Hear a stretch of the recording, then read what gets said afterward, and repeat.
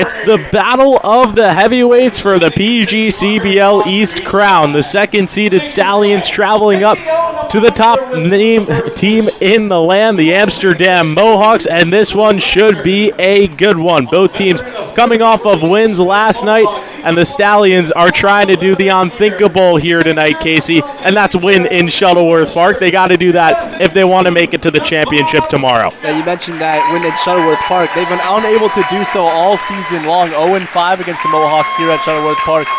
A lot of them not really close games, and some of them were close within one run, but if they want to be successful tonight, it's going to be the pitching and hitting that has to come through for the Stallions in a big way. So much at stake for both teams. The Mohawks have made it here in every single season in the point streak era, and it's like we've seen also in the last two matchups here in the East Division Final. It's been Stallions versus Mohawks, and Saugerties has been on the wrong side of things both times. Yeah, in 2022 when they came here to face Amsterdam, they lost 5-3, and last year when they came here to face Amsterdam at Shuttleworth Park, they lost in the semis again, 7-6. So they're going to have to find a way to cut across a few more runs if they want to beat the Mohawks this time around. And the numbers have not been good for this squad this season here in Shuttleworth Park. Amsterdam outscoring the Stallions 49-20 here at Shuttleworth, and across the board, it's just been ugly to say the least. I mean, just looking at the record over the season, the Stallions are 3-7, obviously vice versa for the Mohawks, and you look at strikeouts 101-67. We're actually winning in that category, or is that for? Excuse me, we're not winning that category. That's strikeouts for us. So we struck out 101 times, they struck out 67.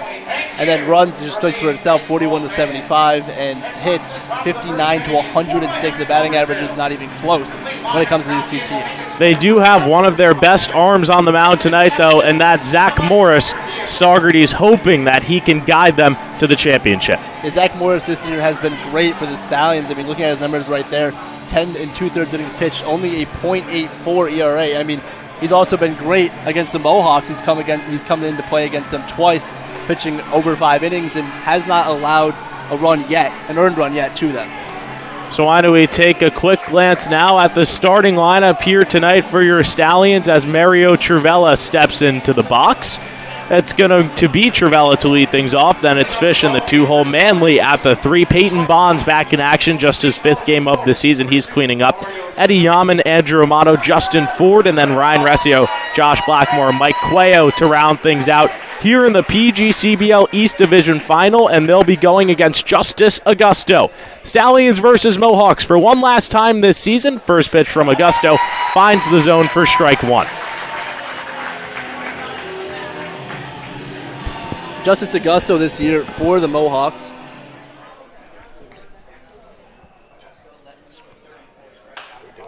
Trivella fouls that one off to the right side.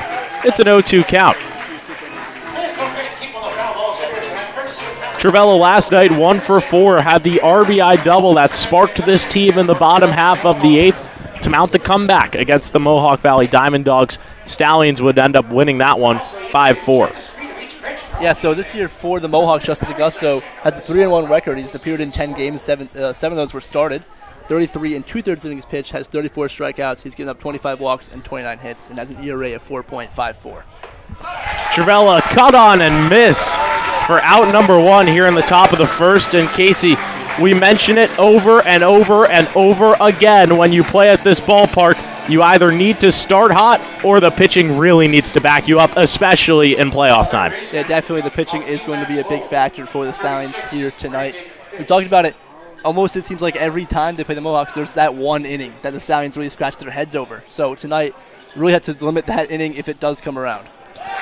Fish swings and misses for strike 1. So far this season, UMass Lowell product, sporting just above a 340 average, was 1 for 2 last night with 2 walks against the Diamond Dogs. He fouls this one off to the left side, and it's quickly 0-2 for back-to-back batters. Augusto doing a good job of getting ahead of these hitters really early. He's looked very efficient in the first 2 at-bats. I mean, getting Trivella, one of the best batters on this lineup, 2 strike out in 3 pitches, and now he has Brendan Fish 0-2 fast. No balls, 2 strikes here to Brandon Fish. He's been one of the best contact bats in this entire lineup. Augusto shakes off his sign. He now deals the pitch. Fouled off by Fish, and we'll keep it at 0-2.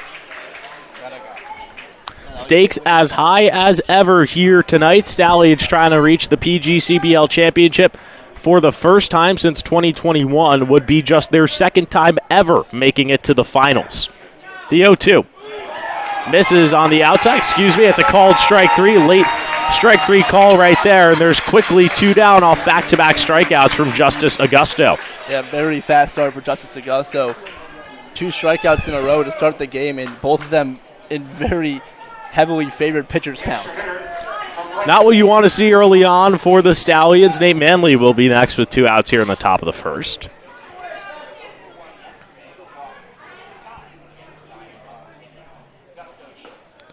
First pitch from Augusto misses inside for ball 1. We talk so much about how effective Manley is at the dish, but last night walked 3 times and came around to score. Stallions really counted on him just to be a guy to get on base. Flies this one over to right field. Hager is under it. It's a 1-2-3 inning for the Mohawks to start this PGCBL East final. Zach Morris taking the mound for Saugerties.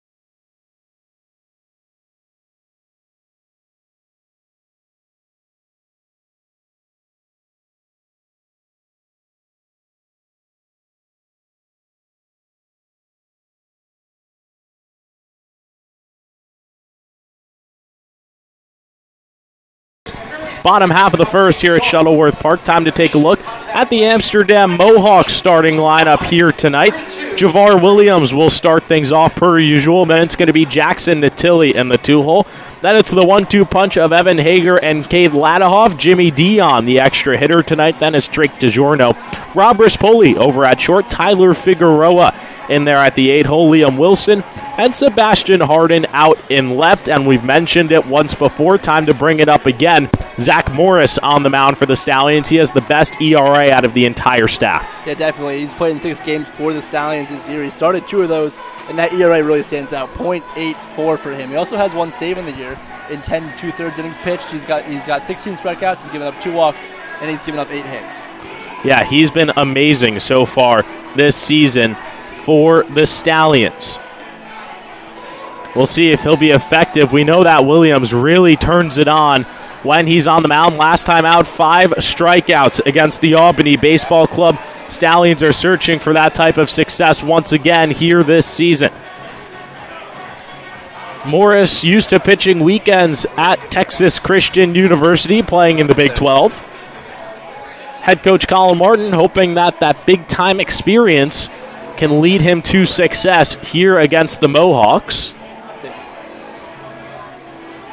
And we see nearly the same defense tonight for the Stallions. It'll be Blackmore behind the dish, Fish at third, Trivella over at short, Resio at second, Yaman at first, Amato, Cuello forward from left to right in the outfield. The only real change, Mike Cuello is in for Tyler Bach out there in center field. Don't hit clear, just hit the X on the top. So Williams will step in to start things off here in the bottom of the first for the Mohawks. Batting just over .340.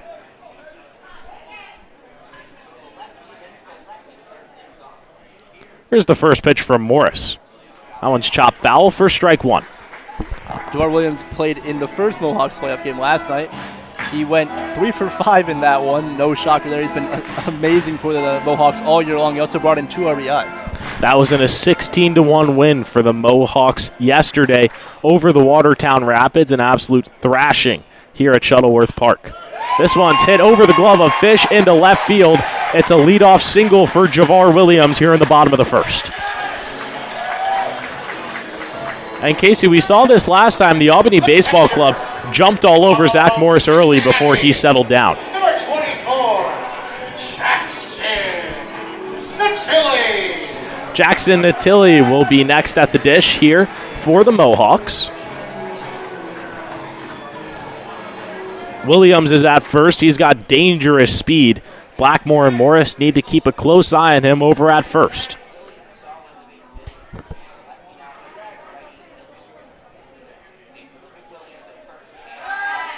Look at a check over on Williams, and the ball goes into the outfield. Williams will go over to second on the error from Morris. And now there's a runner in scoring position with nobody out here in the bottom of the first. A mistake you cannot make against the Amsterdam Mohawks, especially this early in the game. You have no outs. You have Javar Williams, a speedy guy on first base. You're only making it worse for yourself by allowing him to steal second base with ease of making an error. So the Stallions have to win with the errors going forward if they want to win this ballgame.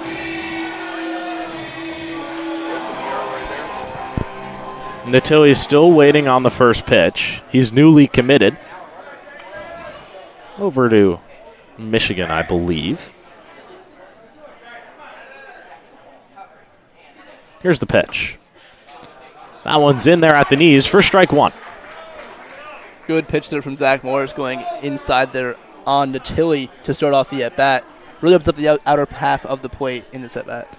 Natilli has been excellent as well. He's batting over 360 coming into this game. Williams is at second. There's nobody out here in the bottom of the first. The pitch.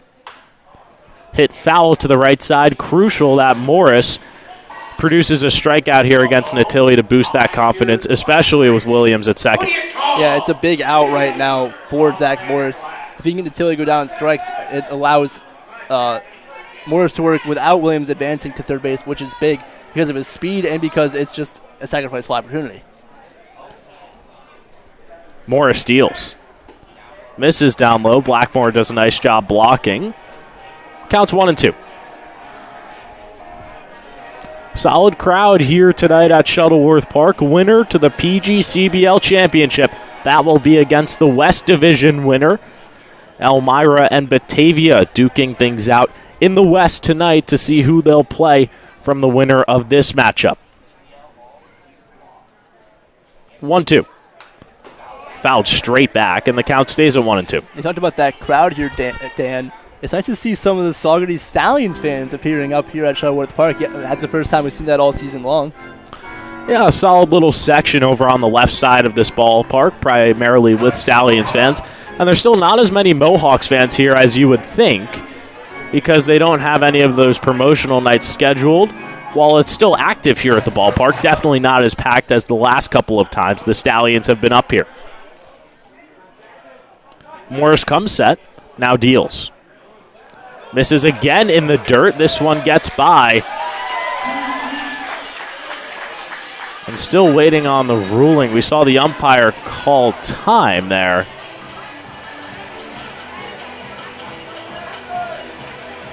You see now, there's still no outs. You had that first pickoff who attempt to become an error. Now you spike one in the dirt in front of Josh Blackmore. You allowed Javar Williams to advance to third base without any outs or even any pressure really put on this lineup from Zach Morris. Here's the 2-2 pitch. This one's chopped foul. Natilli doing a nice job battling in this at-bat. Natilli's fouled off at least 3 or 4 foul balls in a row right now.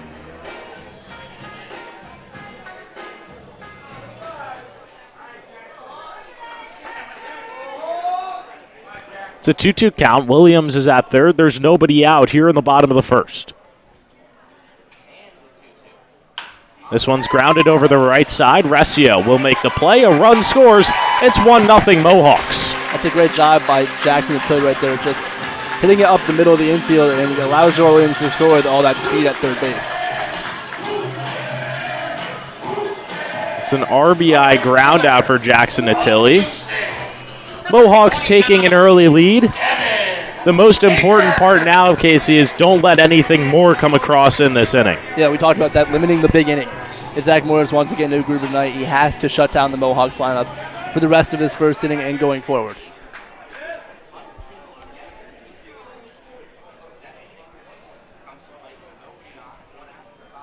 Morris deals his first pitch here to Evan Hager, the right fielder. It finds the outside part of the plate for strike one. Zach Morris right now does have that lefty-on-lefty advantage, although it didn't bode well for him against Javar Williams to start off this game. Williams had the leadoff single, advanced to second on a pickoff error, and then moved over to third on a pass ball. This one's grounded to Fish. He runs in. It's in time. We've talked about it a lot on the broadcast, and what a defensive acquisition it's been for Brandon Fish over there at third base. He's been really good controlling the hot corner so far this year. So with 2 outs here in the bottom of the first, the supposed PGCBL MVP, Cade Ladahoff, will come to the dish. Ladahoff, an absolute tear this season for this guy. Yeah, I mean, any season you bat above 400 is definitely a tear. It's just a really hard mark to get in a full season, and just to add on to that, he also had 5 home runs with 35 RBIs, so a machine at the plate with runners in scoring position as well.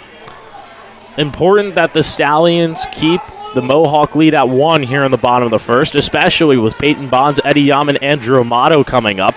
And if you can get a runner on base, Justin Ford would come to the plate, so you might be thinking, hey, my 1-2-3 hitters went down 1-2-3, but there's plenty of depth left in that batting lineup. Yeah, definitely all 4 of those guys you just mentioned are capable of bringing in runs, are capable of hitting home runs definitely in this ballpark. As we mentioned many times before, 280 down the line here, almost anyone can hit it out at Shuttleworth Park. Here's the first pitch from Morris. Misses inside for ball 1. Morris is going to have to be really selective here against Cade Ladahoff. You don't want to make a mistake because he could definitely punish one in the gap or even over that wall. Morris deals. This one's grounded to Trivella. He fields it cleanly, throws to first. Yaman with a nice pick over there at first. Gets Ladahoff for out number 3. So Morris limits the damage here in the bottom half of the first. Mohawks take a 1-0 lead as we head to the second. Mohawks 1 and the Stallions 0. Spots in the top.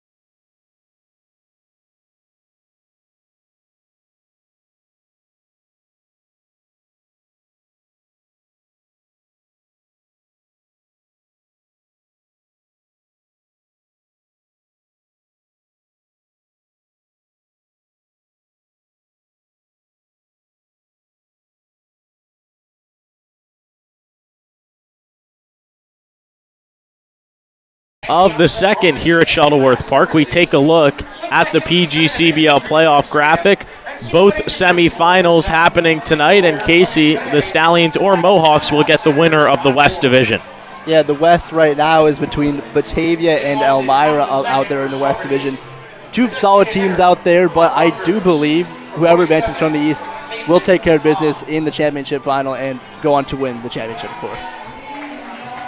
Peyton Bonds will lead things off here in the top half of the second. It's the first plate appearance for Bonds since July 22nd. Bonds was out hitting with his uncle, Barry Bonds, in San Francisco, was at Oracle Park taking some BP this past week. Wasn't here last night as he was traveling back, but he's back in plenty of time for the biggest game of the season and finds himself in a 2-0 count. There's definitely not a better hitting coach out there to have right before the playoffs than Barry Bonds. So I'm excited to see what Peyton Bond brings to the table here in the playoffs. Augusto shakes off his sign. Here's the 2-0. 3-0 to Bonds. Very dangerous count to Peyton Bonds. I mean, we already know the power he's got, but when he hits the ball, it can go a long way, or he hits a lot of line drives in the gaps, and that can make for an easy early double here. Bonds works himself a 4-pitch walk to lead off the top half of the second. It's the first base runner of the game for the Stallions. Very important for the Stallions to get base runners early, especially here in Shuttleworth Park. We mentioned the pressure. The more pressure you can put on the opposing pitcher, the better early. Eddie Yaman will be next. There's a runner at first with nobody out here in the top of the second.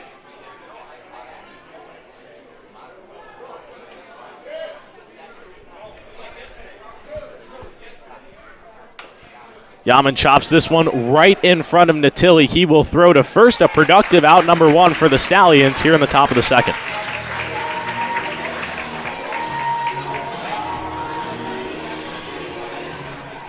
We saw Yaman do something similar to that last night. He laid down a bunt, which would eventually bring home a run. He moves Bonds over to second, and now there's one out here in the top of the second. They're doing a good job moving Bonds over to second, especially with Andrew Amato and Justin Ford due up next. Two guys that can definitely bring him home from second base. Amato steps in. Last time he played in the playoffs, it was here at this ballpark, hit a leadoff home run. That put the Stallions up 1-0 on this very day 1 year ago. He takes the off-speed upstairs for ball 1. And we've seen Amato been a little bit cold lately. You know he wants to find his stride, especially here against the Mohawks. Yeah, definitely. He's definitely been cold as of late. Oh, he did have a sacrifice fly last night for the first run of the game for the Stallions. He's just looking to hit a ball hard in the gap right now, gain that confidence back, hopefully for this game and then going forward in the playoffs. It seems like Augusto is pitching around him a little bit here to start the at-bat. Yeah, and we've seen that a lot to Andrew Amato this series. 22 walks on the year. The 2-0. That one finds the top of the zone, and Amato might want that one back. It's 2-0 fastball in the outside corner. He might have just been looking to leave that one out there because you don't want to hit an outside fastball generally early in the count. You want to try and get one middle in. Bonds is at second, Amato at the dish. The 2-1. Misses upstairs, and now a dangerous 3-1 count here to Andrew Amato.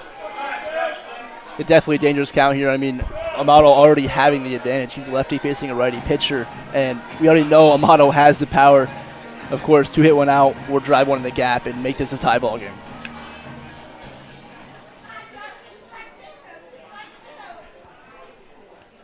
Augusto deals. Amato took it outside. He thought it was a ball on the outside corner. The home plate umpire says strike, and the count goes full. Yeah, definitely Amato disagreeing with that call. You kind of saw him glance at the umpire with an angry look there.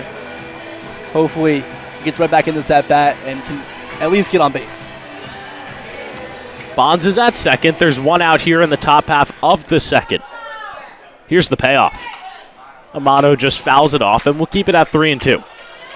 A nice job there by Amato. I mean, doesn't get a hit, obviously, but fouling off that pitch is so important. Just to see another one here with the runner on second and one out. It's a full count, one out, top half of the second. Bonds at second. Amato trying to bring him home.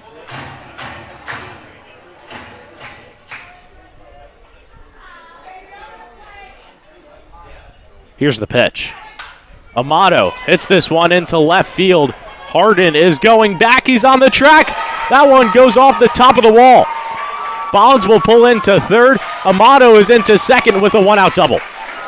Amsterdam Mohawks saved by their mini green monster out there in left field. That ball was smoked off the bat of Amato. Way to stay with that outside pitch on the 3-2 and just drive the other way. And now runner second and third, one out for the Stallions. Justin Ford will be the man tasked with tying up this ball game. Just needs to put a ball into the outfield, and this game will be knotted at 1. And we know Justin Ford more than capable of doing that. Had 31 RBIs in the regular season, which was 5th in the PGCBL. Trying to notch RBI 32 and 33 here against Augusto and give the Stallions an early lead. He takes the first pitch upstairs for ball 1. Ford definitely has to stay very patient in this at-bat. Augusto not going to give him an easy pitch to hit in this at-bat. This is near must score for the Stallions here in the top half of the second. Definitely already down 1-0 after the first, so we can come right back and tie this ball game up or even take the lead. That'll relieve so much pressure off Zach Morris. Ford checks his swing. He does not go. 2 balls and no strikes. So now a dangerous count to a very good hitter in Justin Ford. Ford last night 0 for 4 against Mohawk Valley, trying to change his fortunes here in this at-bat. Amato is at second, Bonds at third. 1 out here in the top half of the second. Augusto deals. Ford takes that one down the middle for strike 1. Just to mention something really quickly, I mean, Augusto has seen the Stallions twice this year, and in both of those, he's at least allowed a run, and he had 2 in one of them. So, Augusto, no stranger to letting up runs to the Stallions, but he's kept it way lower than a starry Stallions pitcher has against them. The 2-1. Ford grounds this one right back to Augusto. He will go to third. Bonds is out. That's just a base running error by Peyton Bonds right there. The ball is hit right back to the pitcher, and he decides he's going to run 10 feet off the bag, and it's not a smart decision. He gets caught up there, and now the Stallions have 2 outs, runners first and second, instead of second and third 2 outs. Ryan Rescio will be next for the Stallions. There's 2 outs, runners at first and second. Even though Bonds was tagged out over there at third, Rescio is still more than capable of bringing this run home. Definitely, we saw the game-winning hit from Ryan Rescio last night in the bottom of the 8th inning when he brought home the 5th run to go ahead of the Diamond Dogs.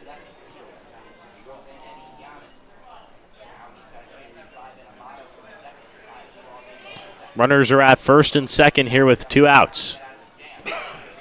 Rescio takes the first pitch down low for ball 1.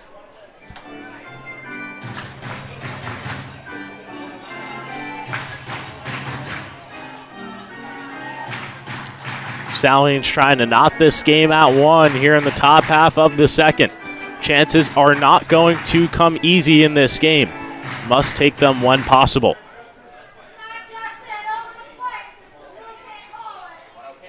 Rescio knocks this one into center field. Amato is going to be waved home. There's no throw, and we are tied at 1. Ryan Rescio has just been so clutch for the Stallions, not only in the playoffs right now, but in the regular season as well, when, of course, he had that walk-off early in the season. He's just been really good in clutch situations with runners in scoring position, and thankfully comes through again for the Stallions here early in this one. 1-1 game here at Shuttleworth Park. Stallions are not going to go down easily tonight.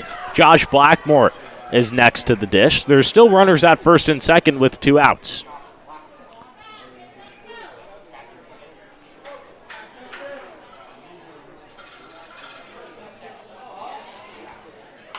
Blackmore fouls the first pitch he sees. For strike 1, Casey, it can't be emphasized how big that run is right there for the Stallions. That's a huge run and a very good at-bat from Ryan Rescio right there. Not only does it tie the ball game up, it kind of relieves pressure off Zach Morris. He let up that first run in the bottom of the first, but now basically nothing. You go out there, clean slate. And now Josh Blackmore with the chance to give Saugerties the lead. Here's the 0-1. Off-speed is in there at the top of the zone, and it's quickly 0-2. I know Josh Blackmore is no stranger to showing up here at Shuttleworth Park. Earlier this year, hit his only home run to left field, so we have big time for another one right now. That was a laser over the left field wall. No balls, 2 strikes here to Josh Blackmore. The pitch. Blackmore smacks it to the right side. Ford is going to be waved home. Here's the throw. It's offline. The Stallions take a 2-1 lead here in the top of the second. Man, the Stallions got lucky right there. If that throw was online, Ford was going to be out by a mile. Third base coach Colin Norton over there had the go-ahead sign, but then he put up the stop sign right as Justin Ford was even with them. Thankfully, the Stallions, Justin Ford kept chugging along and was able to score right there. And we'll see what that is scored as in just a second. Keith Griffin is out to talk to Augusto, though. This is nothing new. The Stallions did take a 3-1 lead last year here at Shuttleworth Park in the playoffs. It's crucial that they add as much as possible here in this top half of the second. We've seen Saugerties hold a lead before here at Shuttleworth Park this season, but have never really been able to see it through. Trying to change their fortunes here tonight. 0-5 the entire campaign here in this ballpark. but all of that is null coming into this game. All you need to do is win tonight, and all of that goes away. Yeah, I mean, a win here tonight erases pretty much everything that happened in the regular season for the Saugerties Stallions here at Shuttleworth Park. Hey, you could go 0-5, but if you win the one that matters, the regular season does not matter at all. Mike Cuello will step to the dish now. 2 outs, runners at the corners. Cuello, the center fielder tonight, did not play last night against Mohawk Valley. Tyler Bach was in center field. Augusto deals. Cuello takes the first pitch he sees for ball 1. Cuello's last game of the regular season at Glens Falls, he went 1 for 3 with a double and a strikeout. Cuello, a guy that struggled in the regular season, but once again, just like how the Stallions can wipe it all away, this guy can wipe it all away here in the playoffs, has got himself into a 2-0 count. Has got himself into a good hitter's count, which Cuello really needs. We see him oftentimes fall behind in the count and oftentimes strike out because of that. He was 3rd in the PGCBL in strikeouts this year. He takes it again upstairs. It's 3-0. Augusto struggling with some control out there on the mound right now. This is big for the Stallions if you get your bottom of the order guy up and bases loaded for the top of the order with, I mean, there is 2 outs, but still, it's just a big opportunity for them to score more runs. 3-0 pitch finds the zone for strike 1. There's still runners at the corners with 2 outs here in the top of the second. We see Zach Eldred headed to the bullpen to warm for the Mohawks. This one misses down low from Augusto, and the bases are loaded for Mario Trivella, a guy that has gone yard in this ballpark before. Definitely, Trivella has gone yard in this ballpark before, although he wasn't kind of himself yesterday against the Diamond Dogs. We saw he had 2 strikeouts. He's only 1 for 4.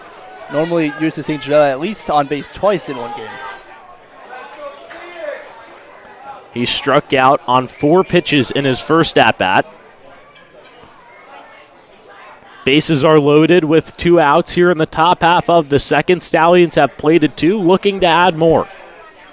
One thing I will mention was Mario Trivella did come up huge for the Stallions last night in that bottom of the 8th rally. He takes that one for ball 1. He kick-started the rally with an RBI double. And that's all the Stallions needed to put up 3 against the Diamond Dogs in the bottom half of the 8th. Gets themselves right here against the Mohawks tonight. The 1-0. That one finds the outside part of the plate. 1 ball and 1 strike here to Mario Trivella. That's very good frame job by Jackson Attili out there behind the plate. That one looked a little off the plate to me, but he did a good job framing it back over the outside corner. The 1-1. That one misses on the outside once again. 2 balls and 1 strike here to Mario Trivella. In this inning, the Stallions hitters have done a great job of putting themselves in good hitters' counts. And that's why they've been successful scoring 2 runs here in the top of the second.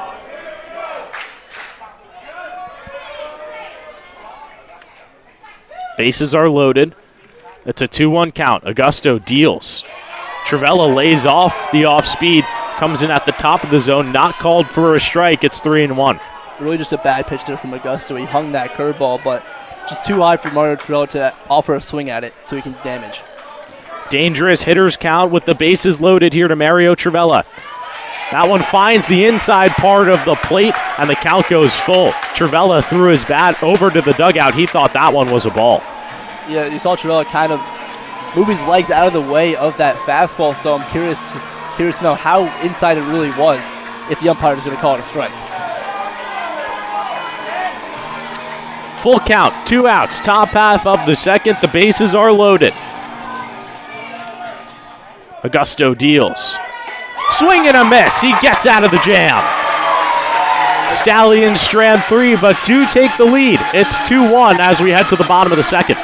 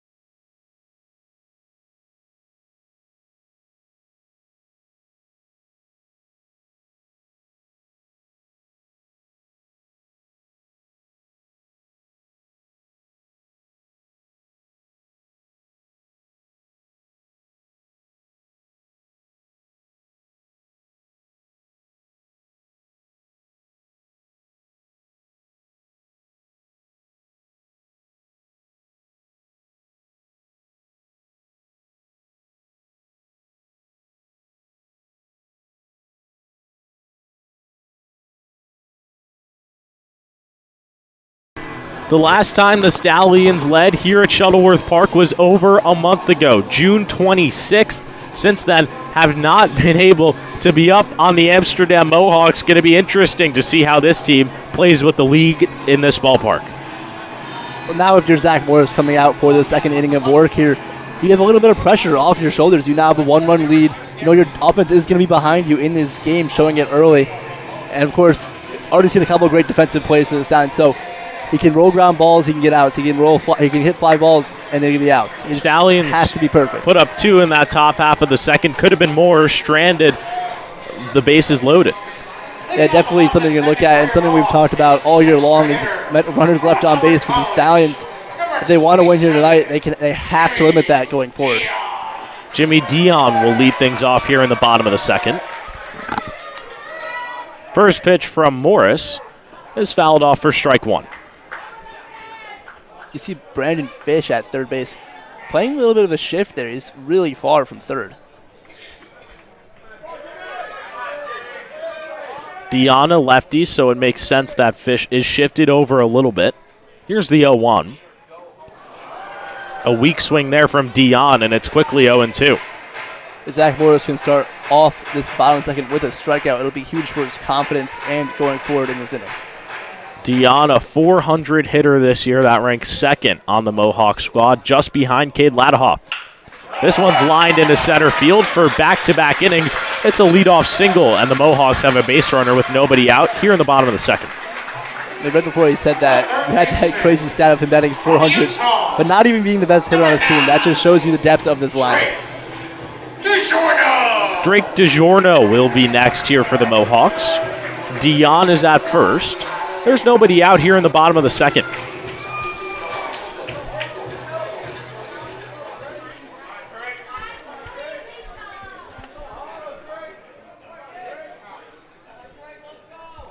Morris deals.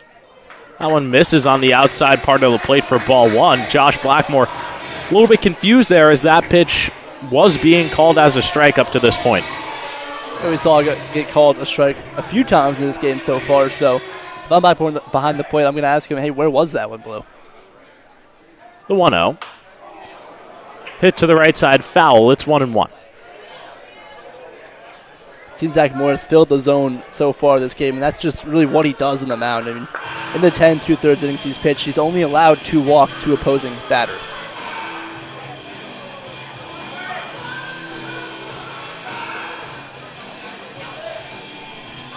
That's a 1-1 count.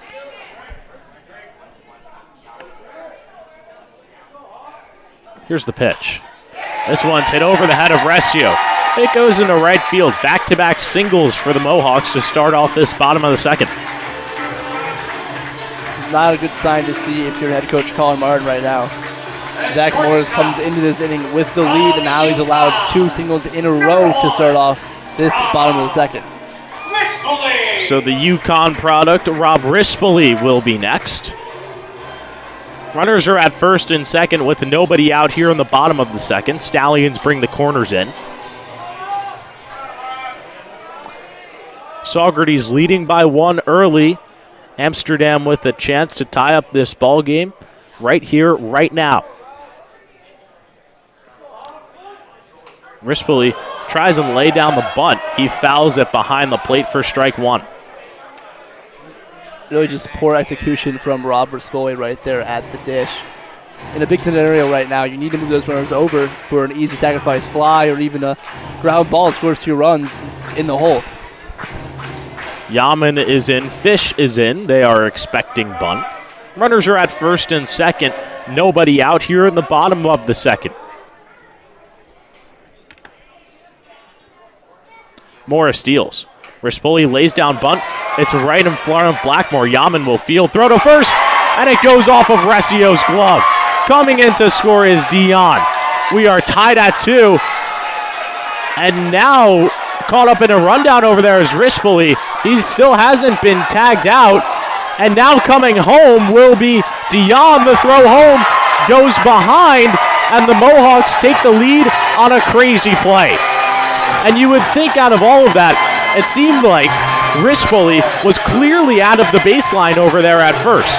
Ryan Resio arguing right now. I think he even tagged him over there. I don't know what the umpire on the base path saw, but Resio definitely disagrees. Also, what I mentioned in the first inning, the Stallions have to limit the errors if they want to win this ball game. That can go down as 2 errors right there, and it did. The 2 throwing errors by the Stallions actually, I'd more put the error on Resio at first. For the Resios get tagged with the error, and then the throw home is also an error. It's over his head, yeah. If it was in time, he would have been out. Excuse me, if it was accurate, he would have been out. And head coach Colin Martin immediately out of the dugout. He is fired up, and the umpires are going to talk this one over.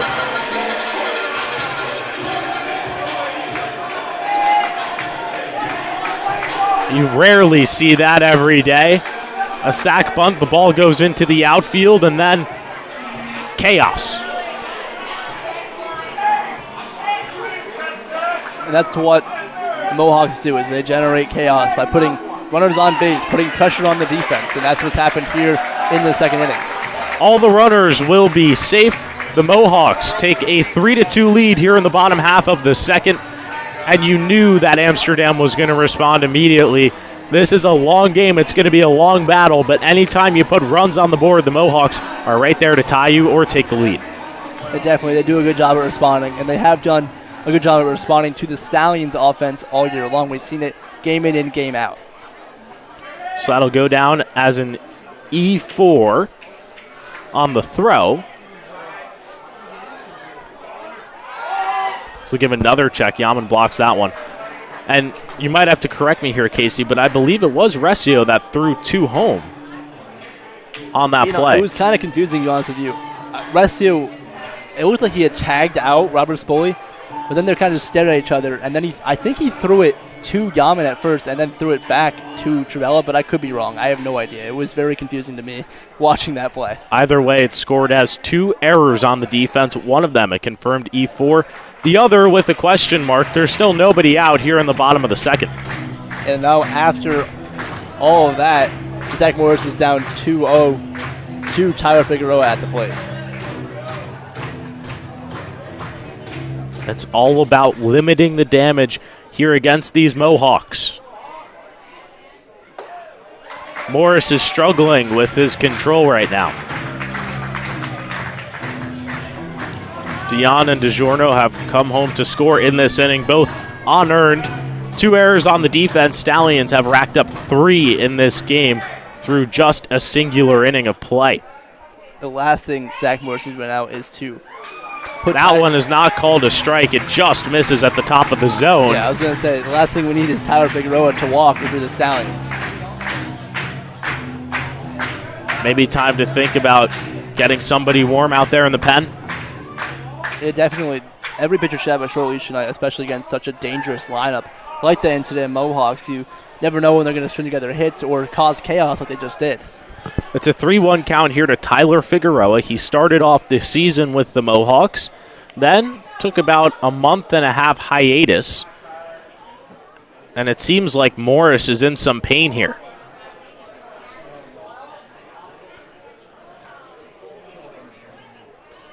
The trainer and Rich Doobie both out to check on him. Not a good sign to see if you're the Saugerties Stallions. I mean, Zach Morris has been a phenomenal arm for them all year long. And if he's going to come out due to injury right now, it's really going to handicap the Stallions. Because we know the available pitchers tonight: Sean Dertinger, Ben Keefe, and also the one and only. Who are we talking about? Oh, Cunningham? Mike Cunningham. Okay. They were thinking about using Cunningham last night, but didn't have to use him. They're warming him up in the 9th when things got a little bit hairy for drilling. Seems like Morris is going to stay out there. But it would be a good time to get someone up in the bullpen. If I'm the Stallions coaching staff right now, you see him dealing with some sort of uncomfortability on the mound, and you should just have someone ready to go in case he does have to come out for injury.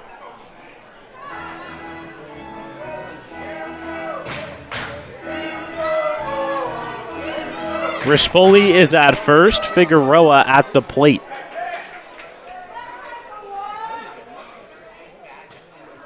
(3-1). A big cut and a miss there from Figueroa, and the count's full. It's a big 3-1 pitch there from Zach Morris. He came into this at bat, he was down 3-0, and he's found 2 strikes in a row now to make the count full.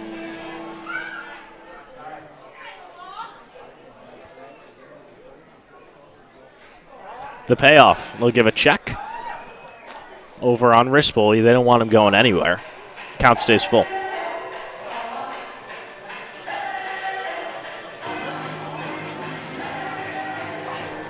Rispoli does have 10 stolen bags on the year.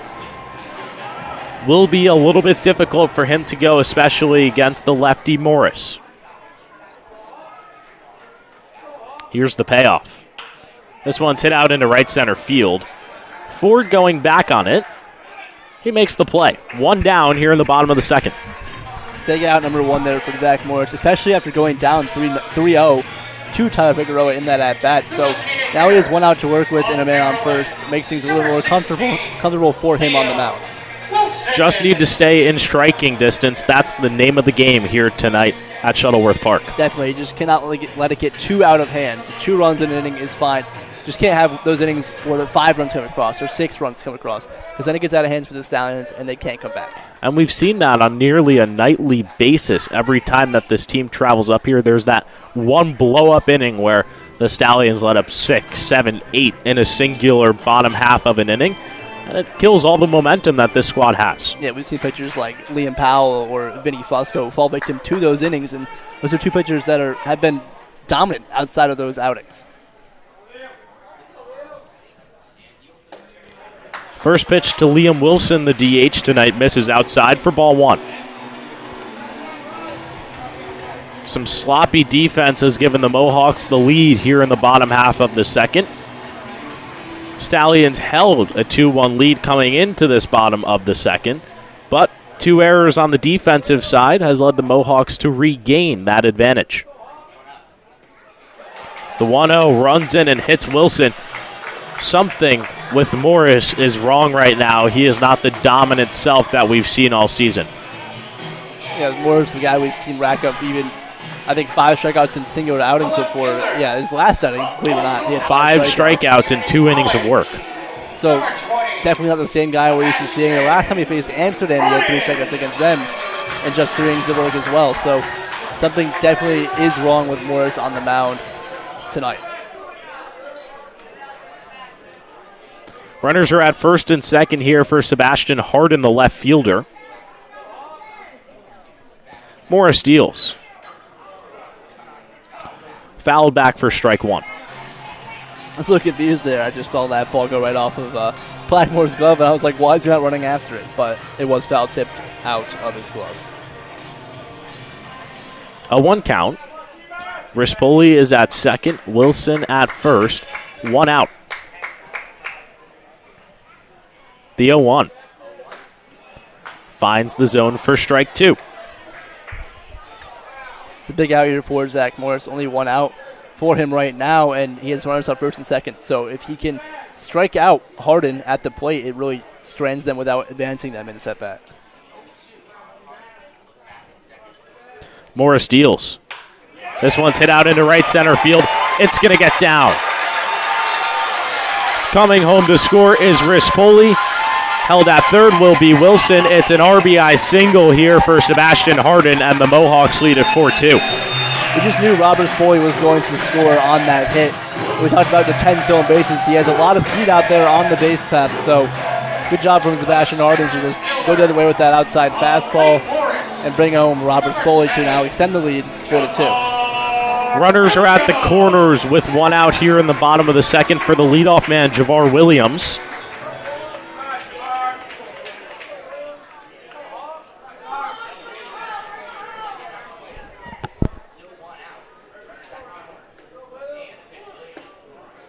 Williams tried to bunt. He pulls it back in time for ball 1. This game feeling a little bit like the matchup 2 games ago, the 18-2 thrashing where the Stallions were competitive coming into this bottom half of the second. It was tied at 2, and then things just blew up. Yeah, you mentioned blew up. In the second, they definitely blew up. They allowed 9 runs to come across, I think it was, in the second inning. So definitely don't want that kind of outing right now. It's a 2-0 count. Runners are at the corners. 1 down here in the bottom of the second. Yeah, we talked about Robert Spoy having that speed from second, going second to home. Another guy with a tremendous amount of speed is at the dish right now, Jabbar Williams. That's why he was trying to lay down bunt to start off the AB. Cuts on that one, fouls it to the left side. It's 2-1. You got to think, when is the time that Morris comes out of this game? We do see Sean Dertinger getting warm out there in the pen. Yeah, we've seen Sean Dertinger against the Mohawks twice this year. In both outings, he looked pretty good. Williams does lay down the bunt. Coming home here is Wilson. He will score. It's a suicide squeeze, and the Mohawks lead it by 3. I have not seen that play executed to that perfection in a long time.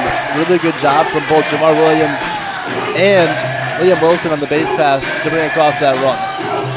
Things getting out of hand early here at Shuttleworth Park. Mohawks have put up 4 here in the bottom of the second, and there's still 1 out with runners at first and second. And it looks like bringing the numbers here from Coach Rich Duty.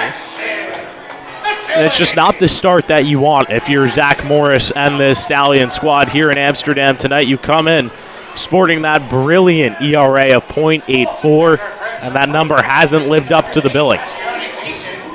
This is the second meeting with Zach Morris on the mound, but the first one doesn't count as a mound visit because it was due to injury. So they're going to use this one here, but the next one will be calling Martin to come out if he has another mound visit, and that will be the end of his night.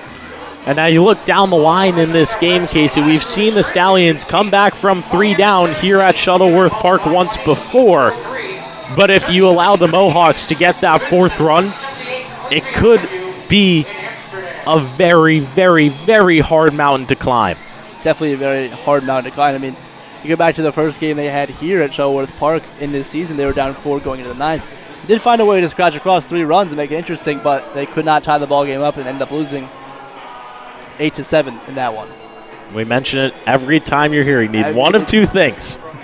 Either explosive offense, which the Stallions did have the lead coming into this bottom of the second, or sound pitching. One of those being true tonight, and so far it's the wrong one. Definitely is the wrong one. We need the pitching to come around right now for the Stallions. Allowing 5 runs in the first 2 innings, and it's more or less the same what we've seen the last 2 games up here. And the funny part about all of this is that 2 runs shouldn't have come across to score already in this inning. Sloppy defense by the Stallions allowed 2 runs to come in unearned. And now we'll see if Jackson Attili tries to lay down the bunt. He does not. First pitch misses outside for ball 1.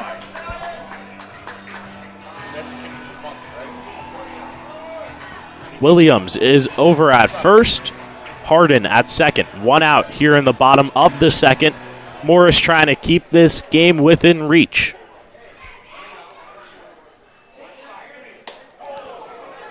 Cut and a miss right there for strike 1, and it's crazy to say that Morris is already trying to keep this game within striking distance, but against a squad like the Amsterdam Mohawks, you really can't come back when you go down by a lot early. Yeah, I mean, it's tough to have a good outing against this. The depth of this lineup is absurd, and Zach Morris, even just keeping a 3-run ball game, really is a win when you're facing the Amsterdam Mohawks, because you know the Saugerties Stallions lineup can make up those 3 runs at any given time. No doubt about that. Just need to limit the damage here in the bottom of the second. That one is chopped foul. Now Morris has got himself a 2-strike count. This is a big out here for Zach Morris. If he can get Attili to either strike out or ground out into a double play right here to get out of the inning, and brings the batting lineup up for the Stallions. Hopefully they can scratch across just even 1. Just chip away at this lead. There's a lot of time left in this ball. Chip away, chip away, chip away. That will be the name of the game for this squad. The 1-2. Strike 3, he's got him swinging. A big out number 2 for Zach Morris. Yeah, you said big out. Definitely a big out there for Zach Morris. Now, runners at first and second. There's 2 outs, so a fly out does nothing. It's an out. There's no advancing of the runners. It's just the inning's over. Evan Hager will be next for the Mohawks. Morris with an advantage here, the lefty-lefty matchup. Hager so far tonight grounded out over to Fish at third in the first inning. And what a great play that was by Brendan Fish in the first inning.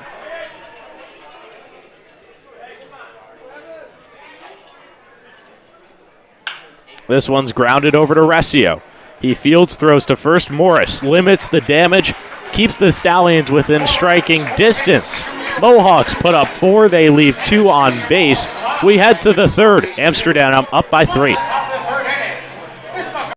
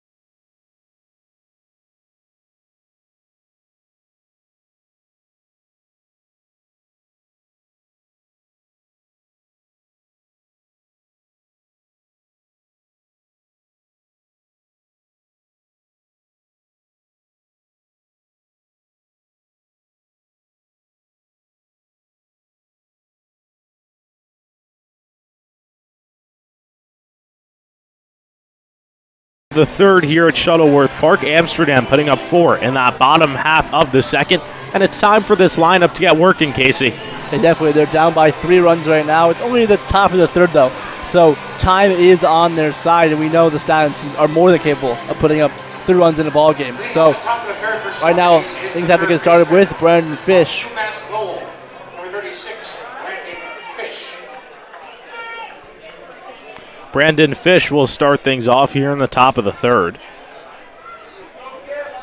Fish went down looking to Justice Augusto. He's out there for his third inning of work. And rightfully so. I mean, he only allowed those 2 runs in the second inning. Had a flawless first inning against the Stallions, so really just has to get back in that groove, and he might be able to go another one after this. And now you start to think back to the left on base. Stallions had the bases loaded in that top half of the second, but could only scratch across 2 runs. And with the Mohawks putting up 4 in that bottom half of the second, even an additional run would have helped. You mentioned the bases loaded. If they bring those 3 guys home, it's a tie ball game right now. Fish fouls this one off to the left side. It's 1-2. Fish went down on, I believe, 3 pitches in his first at bat, and it was looking as well. So really just looking to get on base any way possible, build his confidence back up here in this one. He's fouled back-to-back pitches off. Count stays at 1 ball and 2 strikes. We know that Zach Eldred is warming up in that Amsterdam bullpen. He's been a very solid arm for them so far this season. And Zach Eldred's been a great, not only just pitcher, but player overall. He's a position player as well, and he's got a pretty good bat. Fish battling. He's fouled off 3 straight pitches. And this is nothing new for Brandon Fish. I mean, every time he digs into that batter's box, we know it's going to be a good at-bat from him. Augusto misses outside, and the count's knotted at 2s.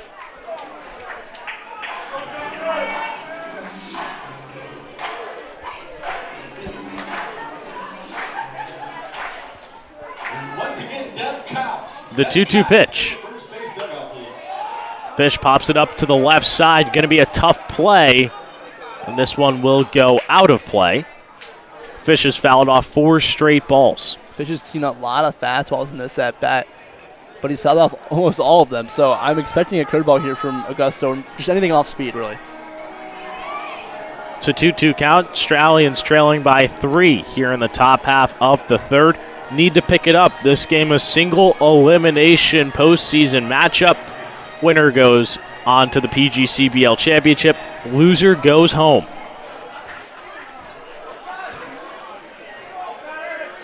Augusto shakes off his sign. Now comes set. Here's the pitch. Fish pokes this one over to the left side. Going to be a tough play for Harden. That one gets down. Fish goes into second. It's a standing double to start off this top half of the third for Brandon Fish. That's a huge at-bat for Brandon Fish and the Stallions right there. Now runner on second base, no outs. We just talked about chipping away. All they need to do to scratch across the run this inning, bunt him over, hit a fly ball, and you've taken one run off that scoreboard to make up for.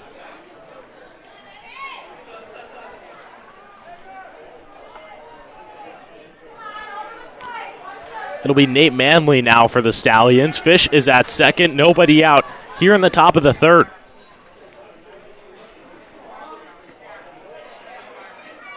Manley's got plenty of power in that bat, just needs to put bat to ball. Yeah, he did not have a hit last night, although he was aboard 3 times because he walked 3 times in that ball game. So even if he doesn't get a hit here, just finding a way aboard for the guys behind you will be crucial. The 1-0. Manley takes it upstairs. It's 2-0. And the Wright State product was the first run of that bottom half of the 8th that started the huge rally to steal that game from the Diamond Dogs. Yeah, Nate Manley was once again able to work himself with a walk into that. He was able to get to second base on a pass ball, and then Trivella hit that double, which really got the Stallions going. Fish gets his lead off of second. A 2-0 misses down low. 3 balls and no strikes here to Nate Manley. Really good at bat from Nate Manley so far. Just staying very patient, waiting for his pitch and letting all the balls go by, not chasing, staying very disciplined. Peyton Bonds waiting on deck. Augusto deals. That one's down the middle for strike 1. Really, Manley's just taking all the way there. They're not going to swing 3-0, especially when you're down 3 runs here early in this one. He might even have the take sign here in the 3-1. I mean, definitely. We've seen Augusto be a little wild in this inning so far. Fish is at second. Here's the pitch. Manley fouls it off to the right side, and the count goes full.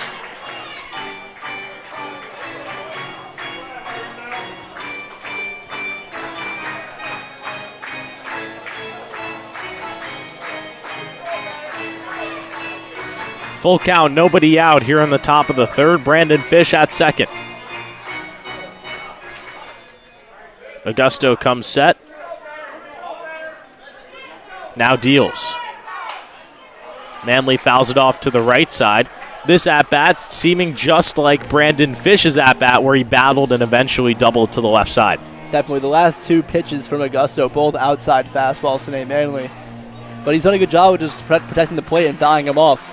I expect Augusto either to come inside with a fastball here or try to strike him out with a curveball or something off speed. The payoff. Manley skies this one into right field. Hager is there. Fish is not going to tag. There's one down here in the top of the third. Fish smartly not going to third there. If he did try to advance, I think he would have been hosed by Hager out there in right field. It was really on line, and he threw that hard. Peyton Bonds will come to the dish now for Saugerties. He walked in his first at-bat and was eventually caught somewhat stealing over at third, was trying to advance to home on a ground ball over to Rispoli at short, and Rispoli threw to DiGiorno to nab him. On that ground ball hit to Augusto, he got like 10 feet off the bag, and Augusto really just did a good job of playing heads-up baseball, and he made that play at third base, which kind of stifled the rally for a moment for the Stallions. He takes a first pitch strike. Fish is at second. 1 out here in the top of the third.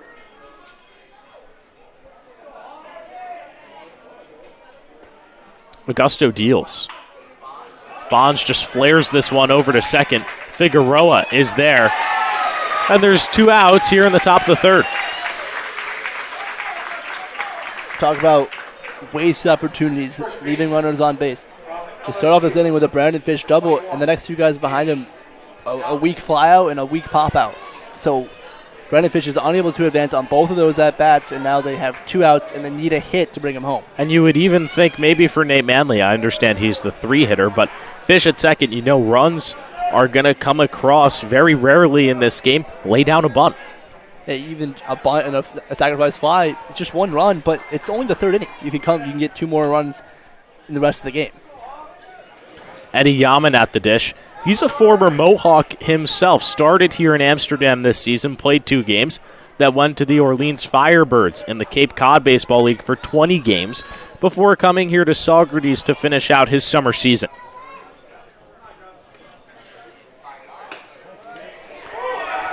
One-0 misses on the outside corner. 2 balls, no strikes here to Eddie Yaman. It's a good eye there from Eddie Yaman. A fastball just off the outside corner. Did a good job of not chasing.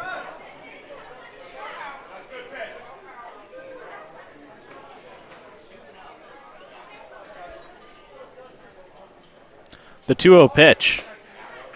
Augusto misses down low. It's 3-0. A dangerous Andrew Amato waiting on deck, and he smacked a ball to the left center field wall in his first at-bat. Yeah, you say dangerous Andrew Amato, but Eddie Yaman at the plate also very dangerous in a 3-0 count here. If he gets a strike, he can hit it a long way.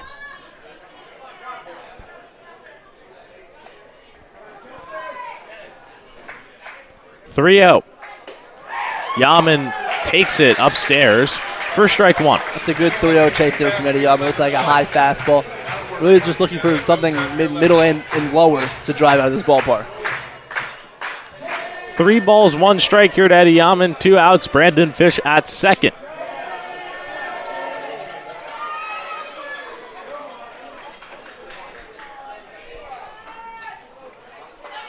The wind to kick the pitch. Yaman hits this one into the left center field gap. That ball is going to get caught out there in left center field by Harden. What a play! That's a run-saving play from Harden out there. It reminds me of the Andrew Amato play from last night. Also saved a run in that game against the Diamondbacks last night, but that's an outstanding play by Harden out there in left field to limit the damage in this inning. Steals a run away from the Stallions. Mohawks still leading by 3.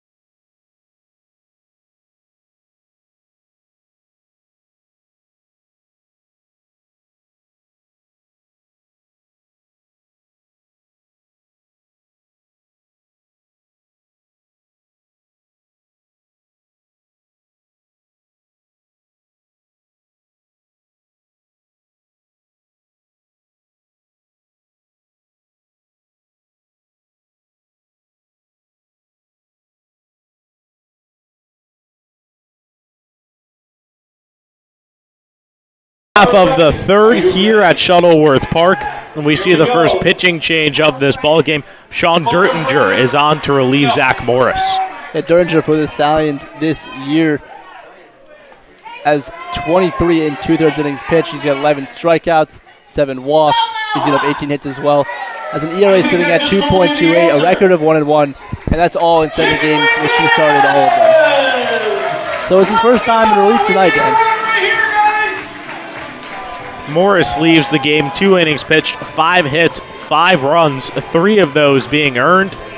And you saw it right there, Casey. Stallions strand Brandon Fish on second after after leadoff double and then 3 straight outs.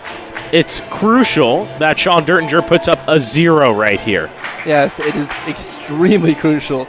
They need to limit this damage so the Stallions allow to get back into this one, just chip away, hopefully tie this ball game later on in the game or the next inning. You see the potential is there. Yeah. You just can't allow the Mohawks to blow this game up.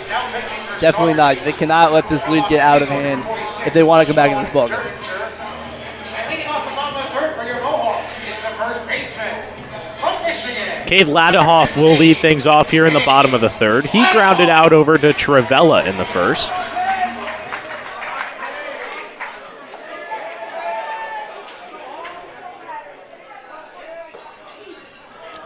First pitch, Dertinger deals, finds the zone for strike 1. And Derringer, a guy that does rarely walk people in 23 and 2/3 innings this year, he has 11 walks. Or Gets 7. Ladahoff to pop up over to Yaman. A quick out number 1 here in the bottom of the 3rd. Just what you want to see out of Sean Dertinger. That's it, yeah. A good start to the inning, especially against their best hitter, Cade Ladahoff, right there. Getting him out is crucial for the Stallions' success tonight. Jimmy Dion at the dish. He singled to start off the bottom half of the 2nd and then would eventually come around to score. And Dion really got that rally started for the Mohawks in the bottom of the 2nd inning. This one's looped over to left field. Amato on his horse. And he makes the play out there in left field. Amato really just showing off that leather again. He did it last night, as I mentioned, in the previous half inning. And he's like, hey, hard enough. I can make a good play out there, too, to save this game for us. Back-to-back brilliant plays out there in left field. 2 outs here in the bottom of the 3rd. Drake DiGiorno at the dish here for the Mohawks. DiGiorno also singled in that 2nd inning rally. He came across as the 3rd run of this game. First pitch from Dertinger misses outside for ball 1. And this is what we're used to seeing out of Sean Dertinger. Not a guy that's going to overpower you with strikeouts, just a guy that's going to go out there, pitch to contact, and find his outs that way. Has produced weak contact and back-to-back batters to start off his outing here tonight.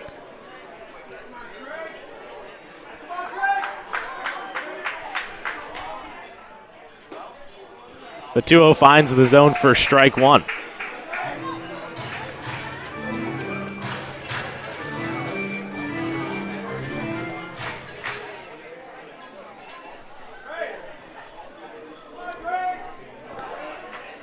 Dertinger deals. Gets DiGiorno to chase, and the count's knotted at 2s. And this is also a good sign to see from Dertinger right there. He went down 2-0 early in this at-bat. He's battled back with a nice curveball there to even the count at 2s. 2-2 count here to Drake DiGiorno. The pitch. This one's hit out into left field. Amato moves over. Dertinger comes in, produces a 1-2-3 inning. Just what the doctor ordered for the Stallions. Mohawks still leading by 3 as we go to the 4th.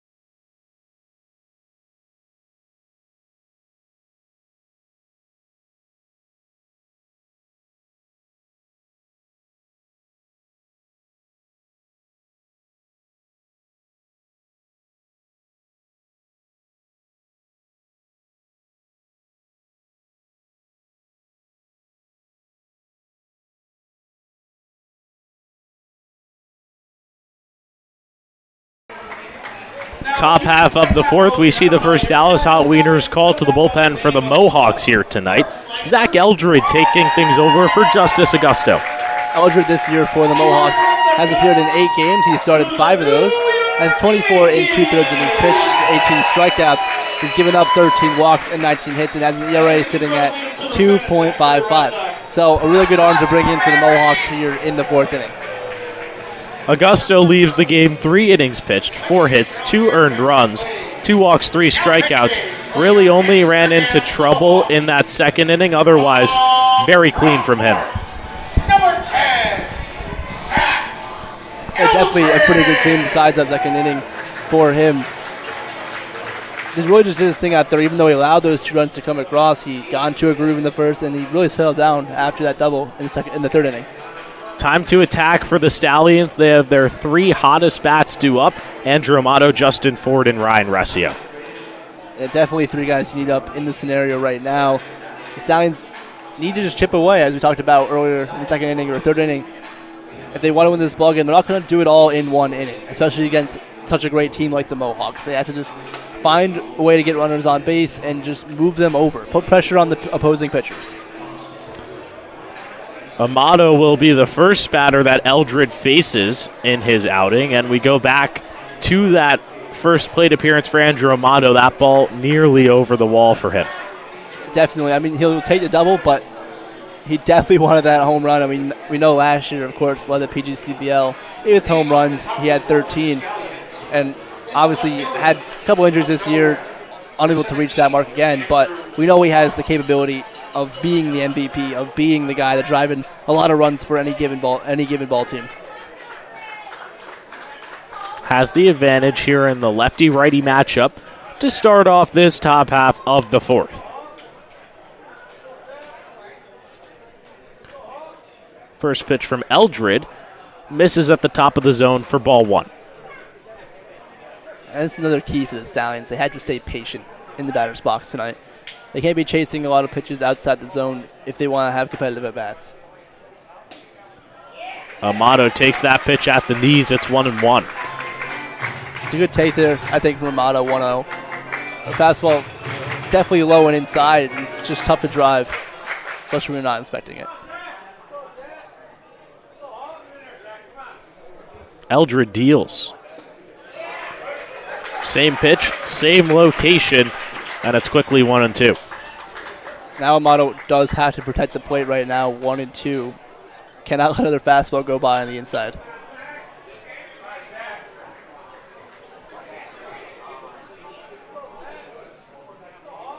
The 1-2. Amato takes again. This one not called for a strike, and the count's knotted at 2. Yeah, that's a very close take there from Amato. Good eye, but one that certainly is questionable to take. I guess it must have been a little just too high above the letters to Amato right there. 2-2 pitch. Amato hits this one into right field. Hager is there. He makes the play for out number 1 here in the top of the 4th. Casey, just to go back to that bottom of the 3rd, that 0 put up by Sean Dertinger is so huge for this squad. Yeah, we talked about just keeping this game close. It's hard enough that the Amsterdam Mohawks are going to come out here and put up runs on you, but you just can't allow that big inning to happen. That big inning that we've talked about numerous times against the Stallions, where they put up 5 or 6 or 7 runs in a single inning. You can live with 4. That's manageable. Justin Ford at the plate. He reached on a fielder's choice in the second, would eventually come around to score. He represented the second run in this ball game for the Stallions. Yeah, in Ford's last at-bat, he was the one that grounded to Augusto on the mound, where Peyton Bonds got hung up at third base and eventually called out. Called strike right there. It's 1-1. Ford has gone yard in this ballpark once before. That was in the 18-2 loss about 3 weeks ago. Eldred deals.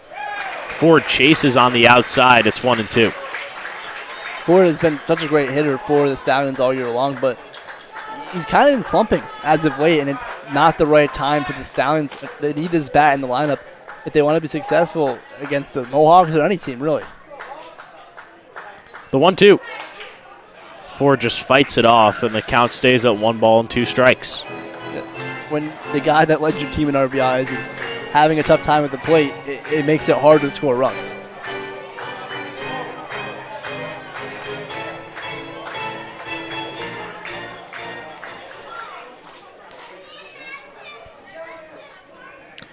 Eldred deals.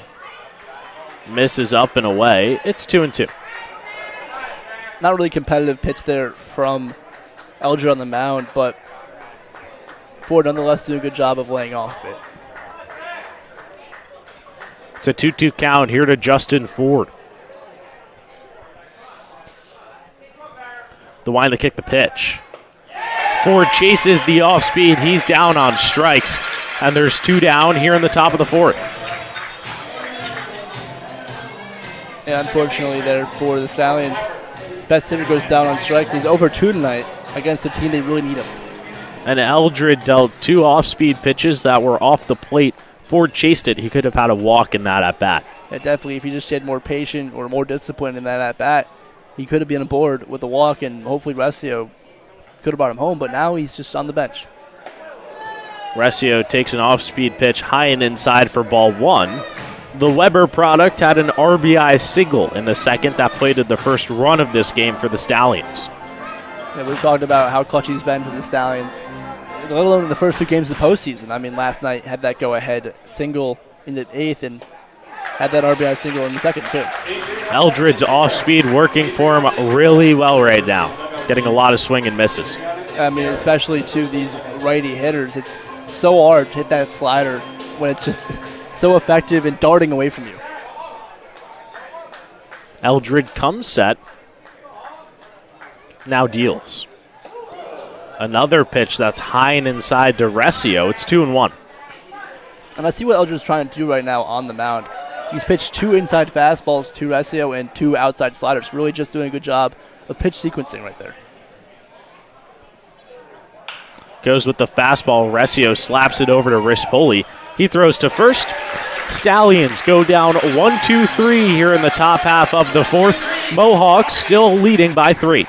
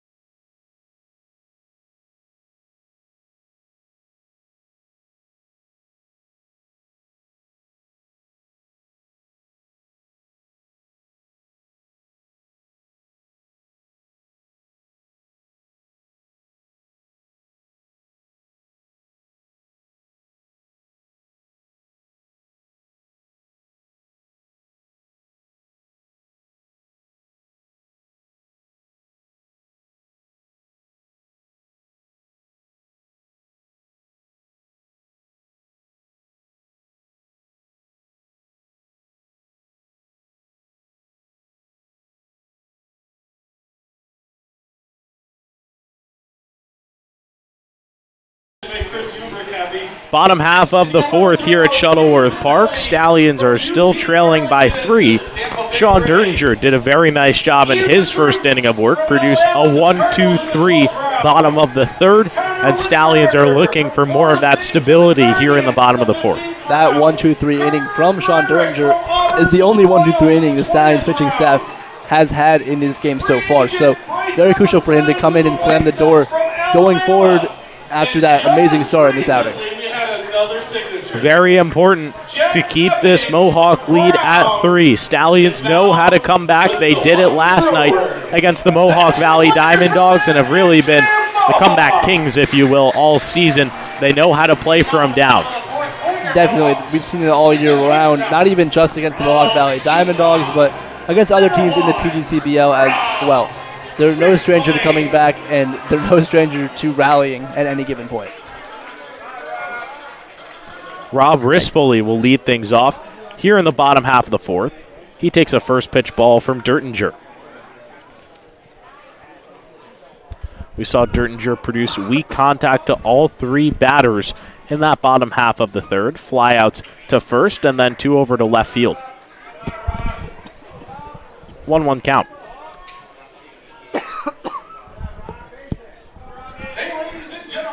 Yeah, Dertinger does a good job of producing weak contact. That's what his MO is, really. He's not going to strike out every player he faces. This one's grounded to Recio. Dertinger has retired his first 4 batters here in this outing, and there's 1 out here in the bottom of the 4th. Once again, right there, producing weak contact at the dish. And if he does that, another 2 or 3 innings, he keeps his game really close the whole way through. No doubt about that.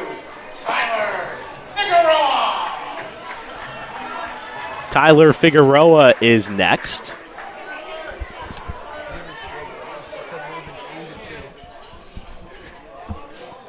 First pitch from Dertinger misses outside. It's 1-0. Derringer also just does a good job of getting ahead of hitters, and that's why he's able to be so successful. I mean, when he produces more weak contact right there, Yaman shades over. He makes the play in foul territory. 2 quick outs here in the bottom of the 4th. Derringer really is just in a groove right now, and this is exactly what the Stallions needed for a pitcher to go out there and just shut the Stallions down. Give the bats a chance. That's all they need. We know that this entire lineup is more than capable of coming back. They just need some support on the pitching side of things. I mean, we talked about Derringer being a pitch contact guy, but he's faced the Amsterdam Mohawks twice this year already, and in both those outings, he went 4 innings strong, and he's only given up 1 earned run between those 2 outings. So it really makes you wonder, why was he not the starter tonight? The 1-0 misses down low, and I think for head coach Colin Martin, it was going with the Big 12 experience of Zach Morris, a guy who's been in the high-pressure situations before, played with TCU, that Horned Frog team down there in Texas, more than talented. So I think it was really more about the experience than the levels that these guys have been pitching at this year, and you can't tout Zach Morris's numbers coming into this game with that 0.84 ERA. Derringer right up there, but I do understand the decision by Colin Martin. I definitely understand the decision, but Sean Derringer's worked out of the starting role the entire season, so it just felt a little off to me. And the start tonight by Morris was just his 3rd of the year. Derringer works himself back into a full count. Yeah, did a good job there. Went down 3-1. Was able to find the outside corner there for a strike, and even when the pressure is on him to make a strike, he has no problem doing it. Derringer deals. This one's chopped over to Resio. He'll field it on a bounce. Throw to first in time. It's back-to-back 1-2-3 innings here for Sean Derringer. Mohawks are still up by 3 as we go to the 5th.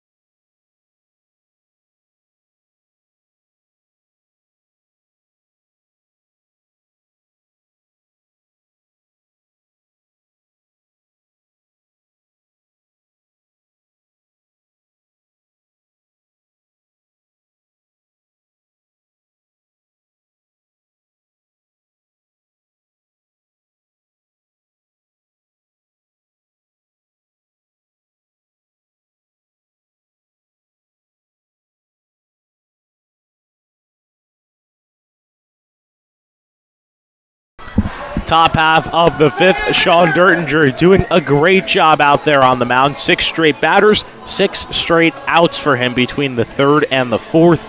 It gives this lineup some confidence. Go out there and make this a tight game right now. Definitely, after, of course, Morris came out and gave up those 5 runs, it's good to see Derringer shut down this Mohawks lineup for a little bit here, and it really does. It should give the Stallions lineup some confidence going forward. They're like, hey, our guy on the mound is doing his job, is keeping this game close for us. Let's go out there and put a couple runs on the board. We see Aiden Stewart come on for Tyler Figueroa here in the top half of the 5th. It's the first defensive substitution on either side. And we know head coach Keith Griffin for the Amsterdam Mohawks is no stranger to subbing out his players in the middle of the game. Figueroa 0 for 2 playoff game. Keith Griffin deciding to go with Aiden Stewart, the Delaware product, instead. Josh Blackmore will start things here in the top of the 5th. Eldred out there for his 2nd inning of work. Everybody needs a record. Blackmore pokes that one foul for strike 1. In Blackmore's first at bat, he had that RBI single, which was huge for the Stallions in the 2nd inning.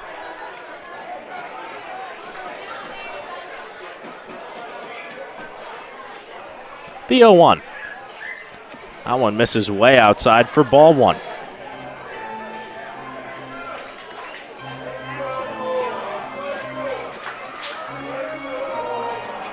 Blackmore, a .231 hitter on the road this season.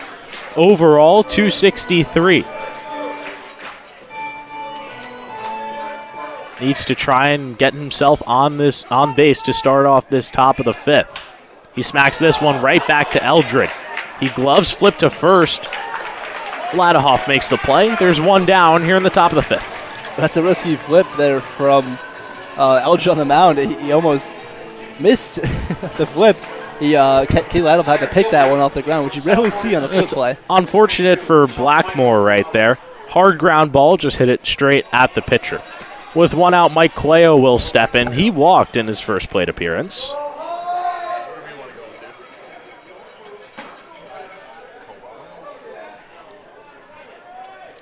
Swings that one way down in the dirt, and that's a swing we've been used to seeing from Mike Cuello this season. He's got himself a lot of strikeouts, to say the least. 41. That is a team-leading mark. And third in the PGCBL. Third in the PGCBL, averaging over a strikeout per game at the plate. Takes that one. It's quickly 0-2. Cuello in the second inning, he did walk aboard, and he was the last one to get on base before Trivella was struck out with the bases loaded.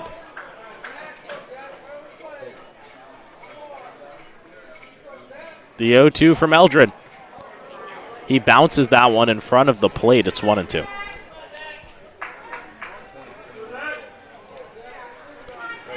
Stallions down by 3 here in the top half of the 5th, hoping to mount to come back and play spoiler here tonight at Shuttleworth Park. Definitely, as we mentioned, they might have lost here 5 times in the regular season, but it doesn't matter if they win the big one here tonight. They're still very well in this game.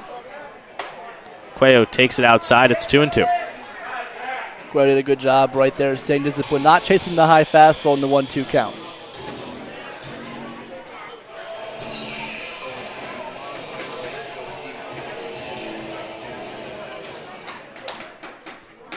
Eldred deals. Cuello takes it upstairs, so after going down 0-2, Mike Cuello's worked himself into a full count. It's a really good at-bat from Mike Cuello right here. I mean, we talk about how susceptible he is to chasing balls outside the zone. He has 41 strikeouts in the year, but goes down 0-2, and he's been very patient ever since. Takes it upstairs, so Cuello works himself a one-out walk after falling down 0-2, and it'll bring up the top of the lineup, Mario Trivella, to the dish. That's a huge at-bat there from Mike Cuello. His second walk of the game. So really just finding a way on at the bottom of the order, and flipping the order with a runner on base is huge for them. Especially with one out. You don't want to flip the order with 2 outs.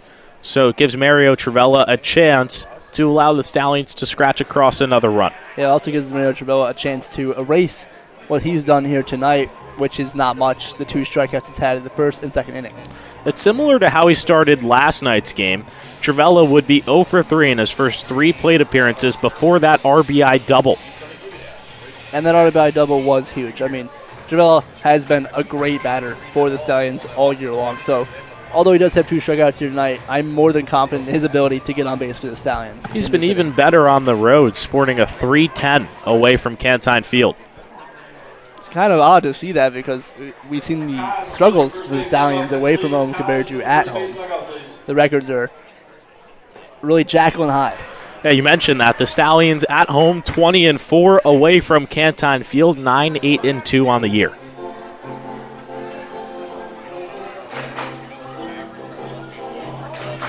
And, of course, 0-5 here at Shuttleworth Park. Cuello's at first. 1-0 count to Trivella. He takes it upstairs. Eldred struggling with the control right now. That's 6 straight balls for him.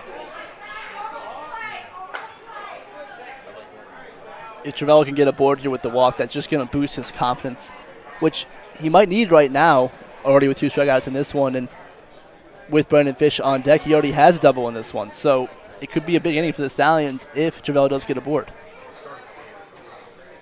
Eldred deals. Trivella smacks this one into center field. Williams is going back. That one hits off the bottom of the wall. Coming home is Cuello. There'll be no throw. Trivella is headed to third. Throw in there. He is out. A run will score, though. It's an RBI double for Mario Trivella, and the Stallions are within 2. That's a big hit there from Mario Trivella. Just you can't try and extend a double into a triple in this situation right there. If he stays on second, it's just one out, and Brendan Fish comes up to the plate. He already has a hit in this one, but nonetheless, that's a big hit for the Stallions to scratch across another run and chip away at this deficit, now just 5-3. And Williams out there in center field was playing shaded to the left side. If he was in his normal position, he would have had that ball without a problem.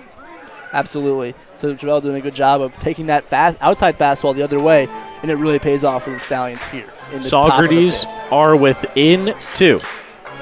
Just need to keep chipping away. Very manageable. There's a lot of time left in this ballgame to score 2 runs.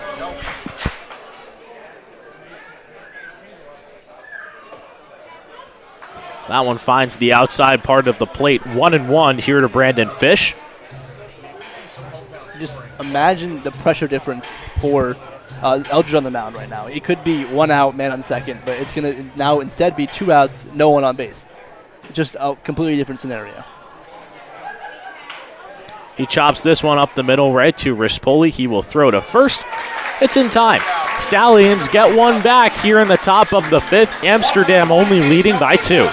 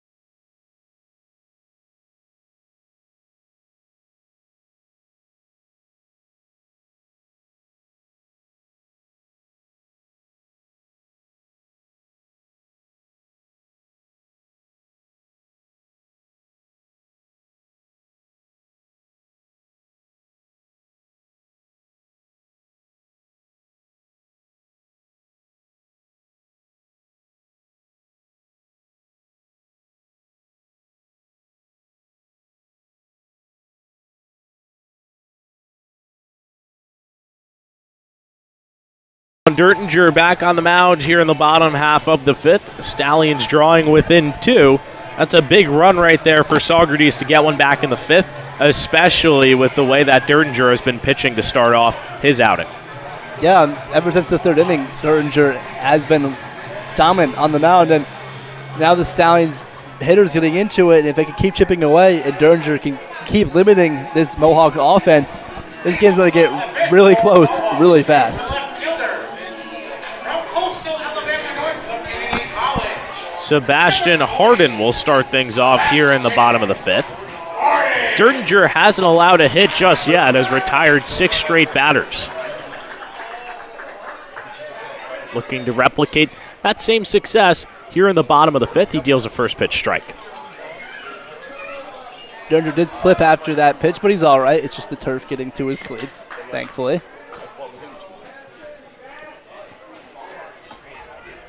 Oh, 1. Dertinger misses outside. And now you think ahead bullpen-wise, I think you let Dertinger go as long as he can go right now. Definitely in the playoffs here. If he's in the groove, let him go as long as he possibly can.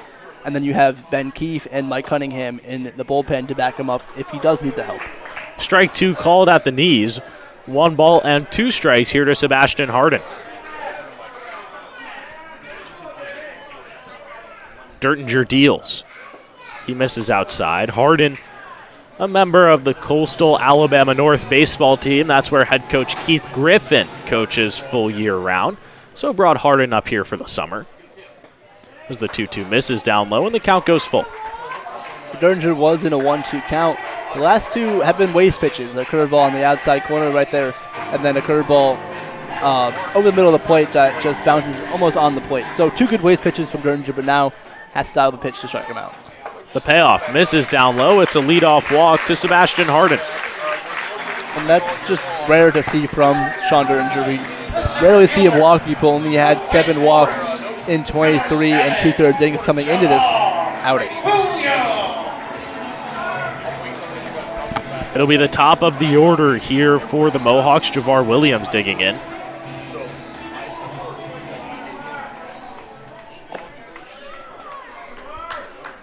Hardin gets his lead off of first. They'll give a check over on him. Williams today is 2 for 2, 2 singles with an RBI. Yeah, once again, Williams has just been phenomenal for this Mohawk lineup the entire season, improving it once again here tonight. Dertinger deals. Finds the outside part of the plate for strike one. This is definitely Dertinger's biggest task here tonight. Morris was unable to get Jawad Williams out, and if he can get out Jawad Williams right here, it's a very good sign going forward. The 0-1. Goes to the off speed, and Williams knocks it into right field. Runners are at first and second with nobody out here in the bottom of the fifth. The catcher. Thankfully, Justin Ford out there and right gets that one in quickly. It doesn't allow Hardin to advance at third base. And that was a factor coming into this game. The amount of rain in the outfield before this matchup was significant. Makes the ball roll a lot slower out there. Definitely, and also makes this infield turf a lot more slippy. We've seen some guys slip a little bit here and there, but no major falls just yet. Jackson Natili will step in now for the Mohawks. Runners at first and second, nobody out here in the bottom of the fifth. He'll try and lay down bunt. He fouls it back for strike one. And that's just a brutal bunt attempt there from Natili at the dish. You have runners on first and second, and you want to bring across some insurance runs, but that's not going to do it if you're bunting balls over the head of the catcher.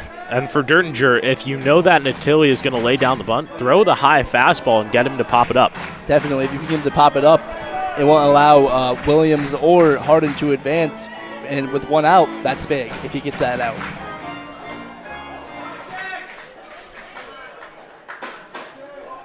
The 0-1, trying to go back to bunt. Dertinger doesn't give him even a chance to stick it. It's 1-1. I like what Dertinger did there, though. I mean, not like, I meant the pitch selection, obviously, not that he's throwing at it. But if you're throwing a curveball, it's much harder to bunt than a fastball. And if you can get Natili to bunt it incorrectly, like you said, pop it up or even just foul, it's a win for Dertinger. Natili is 0 for 2 today, does have an RBI. 1-1 is grounded to the left side. It's a base hit. Hardin will stop at third. The bases are loaded with nobody out. Unfortunately for Dertinger, the infield defense right there, the corners were in and the middle infielders were playing a double play depth. So no one's in that hole right there where Natili shoots that ball for a single. And very strategic by Natili right there. You show bunt and back-to-back strikes. And then you eventually hold it back and swing. Find the gap. Back-to-back singles has set up the Mohawks here for Evan Hager, one of the most dangerous hitters in this entire lineup.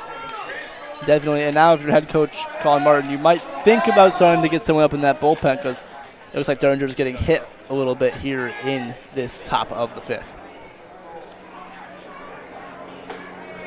First pitch misses high and away for ball one.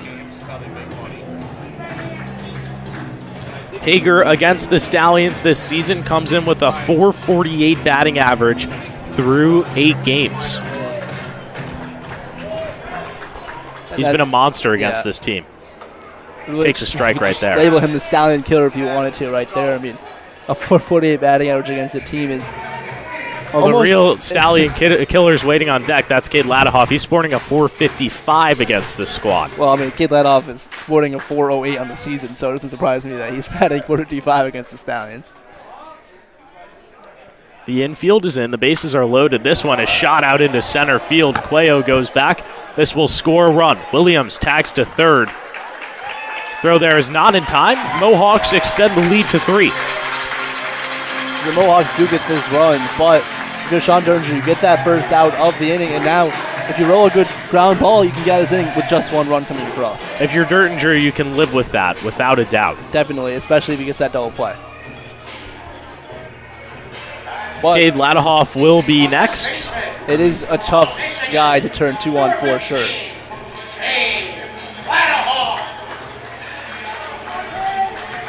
Mohawks as a team have batted .305 against the Stallions this year. Ladahoff himself .455. trying to blow this game out of the water with runners at the corners and one out here in the bottom of the 5th. He takes a first pitch strike. Smart move to open up with a curveball against this team's best hitter, Cade Ladahoff. I mean, obviously Ladahoff's got to be sitting fastball in situation right now.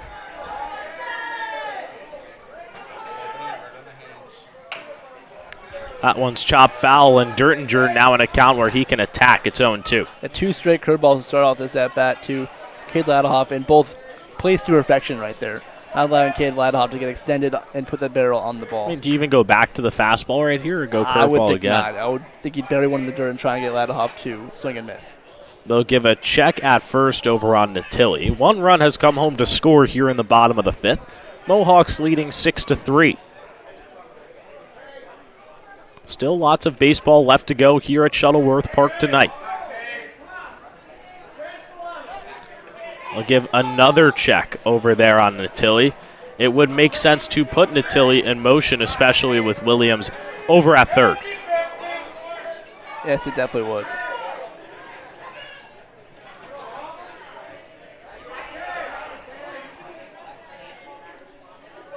No 2. Dertinger with a waste pitch there, and it's 1-2. It's a good waste pitch there from Dertinger. You don't want to make that pitch close at all. When you have such a high advantage in the count, 0-2, you can make a couple pitches not close at all, and if it warrants a swing, it's an easy strikeout. 1 ball, 2 strikes here to Cade Ladahoff. That one gets by Blackmore. Williams is coming home. There'll be no throw. Mohawks are leading by 4. And if you're Blackmore behind the plate, you have to block that. I mean, it's just barely off the plate, and you have to smother that, especially with the runner on third base. Now it's a 4-run deficit, and we're in the bottom of the 5th already. Natilli moves up to second on the pass ball. There's still 1 out. Things starting to go off the rails for the Stallions here in the bottom of the 5th. It seemed manageable coming into this bottom half of the 5th, only trailing by 2. But now the Mohawks have doubled their lead, and they now are up by 4.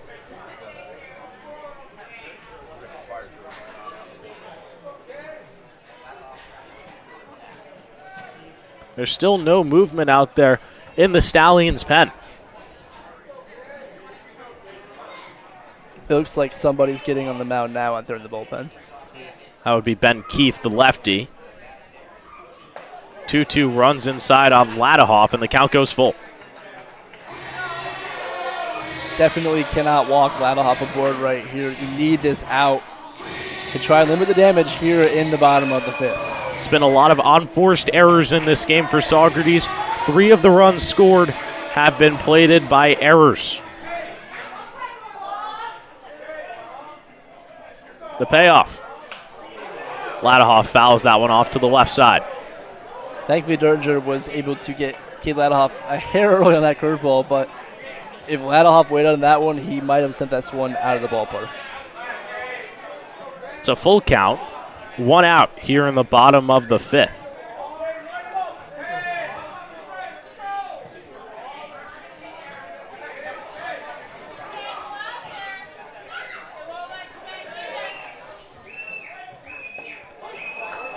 Strike 3 gets Ladahoff looking. That's a huge strikeout for Sean Dertinger on the mound right there. Gets Cade Ladahoff to freeze on a curveball, and now he has 2 outs. It can really limit the damage here in the 5th. Number 27, Jimmy Dion.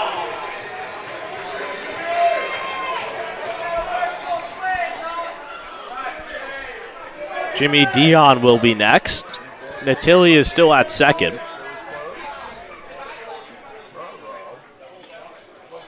Blackmore does a nice job keeping that one close. It's 1-0. It's a great back pick by Josh Blackmore. Behind the plate right there, you saw Natilli getting off second base because he thought it got by Blackmore, but he ended up sticking that pick behind the plate.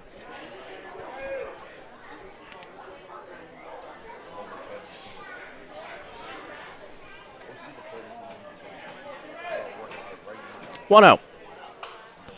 Fouled off to the left side, and the count is 1-1. 4 runs is a tough task, but not an insurmountable lead for this team. You got 4 innings left to go. It's not like you're out of time just yet. Yeah, it's not like there's 1 inning left. They have to score 4 runs immediately. They can score 2 here, 2 there, or even 1 every inning, and they can tie this ball game up as long as. This one's chopped to the right side. Yaman will glove. He flips to Dertinger. Steps on the bag. The damage is limited here in the bottom half of the 5th, but the Mohawks tag on 2 more. They lead it by 4 as we go to the 6th. 2 hits.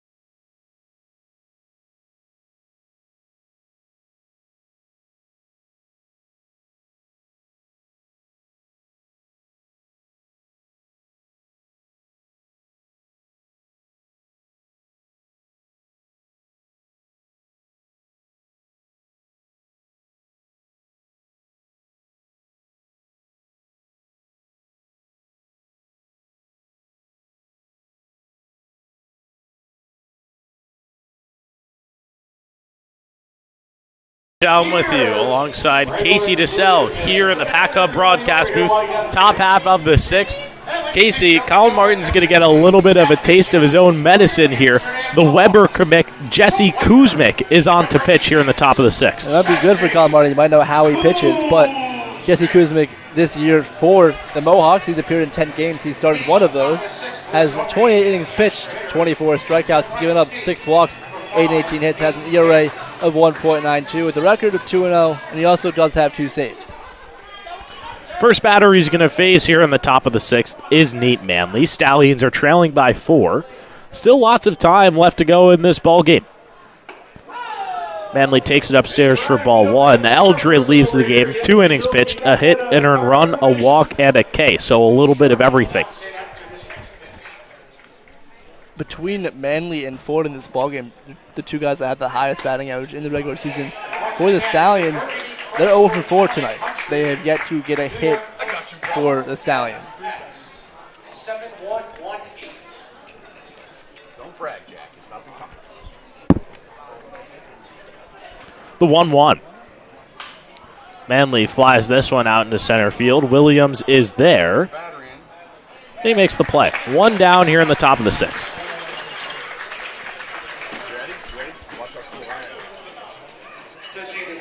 Kuzmic has appeared against the Stallions twice this year, Dan. A total of 5 innings pitched, but he did give up 3 earned runs to the Stallions on June 20th, a long time ago. That was here at Shuttleworth Park. Something to note, you usually see the struggles for the Mohawks come at Cantine Field, so it's rare to see one of their own struggle in their home ballpark. Peyton Bonds is next here for the Stallions. He takes a first pitch ball. Work left to do. Stallions have 11 outs left to go. They need to come back at least 4 runs as of right now. Bonds hits this one to the left side, foul. Bonds in the 4-hole tonight is 0 for 1, but he does have a walk. However, when he did walk, he was, I would say, caught napping over there at third base when he took like 10 feet off the bag and really just kind of sold that inning a little bit, but thankfully the Stallions were able to score 2 runs anyways.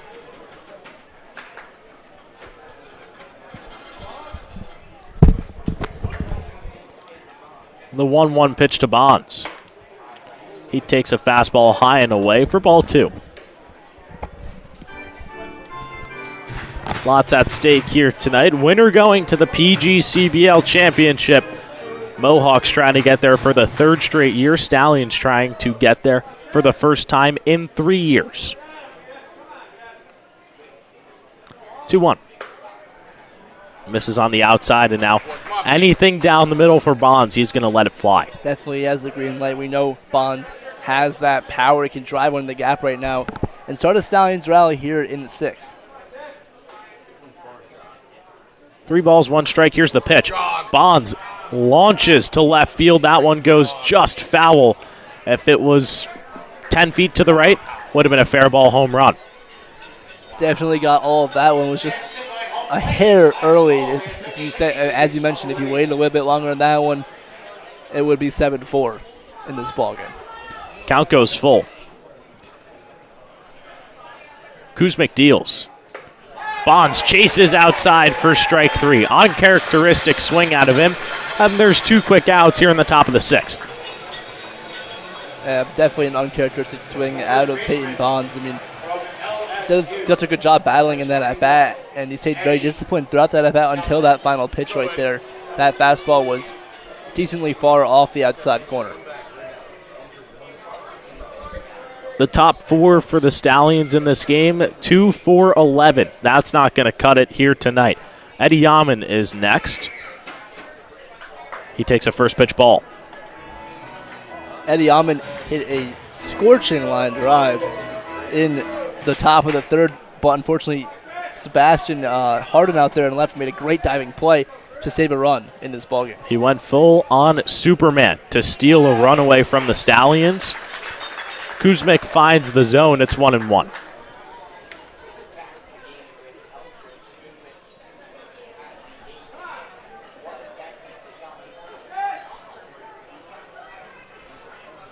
One pitch. Misses outside.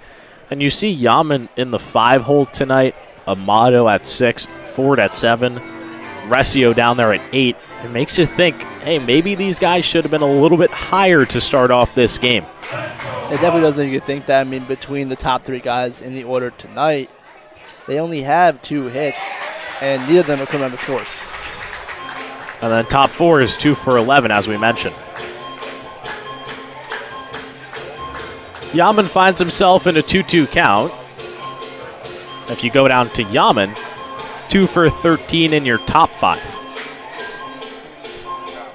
And that's just, you're not going to win ball games when your top 5 is 2 for 13. Especially here in the PGCBL, you need offensive firepower against the Mohawks if you want to become the PGCBL East champions and advance to the overall PGCBL championship. Hasn't happened since 2021. Here's the payoff. Yaman smokes that one to 3rd. It goes off of the glove of DiGiorno. Yaman is over to 1st. He will stop there. It's a 2-out single for Eddie Yaman. Eddie Yaman taking a big turn over there after that ball was scorched at first base. Luckily able to get back in time. He won't be out and almost caught getting back to the bag. But Eddie Yaman all year long has been hitting the ball hard in places, although it hasn't been a hit every time, as you mentioned. And he hit that line drive out there to Harden and left. It was a great play by him, and he was out. And a couple of games ago, he hit the ball hard to center field often. It just was right at him in center. So not changing anything here tonight, hitting the ball hard, and he finally gets aboard with a hit. And now this is a huge at-bat for Andrew Amato with 2 outs and Yaman at 1st. Needs to produce something. He smokes the first pitch. He sees over to 2nd. His bat broke on it. Flip to 1st is in time. Stallions have only put up 1 run in their last 4 innings. Mohawks are leading by 4.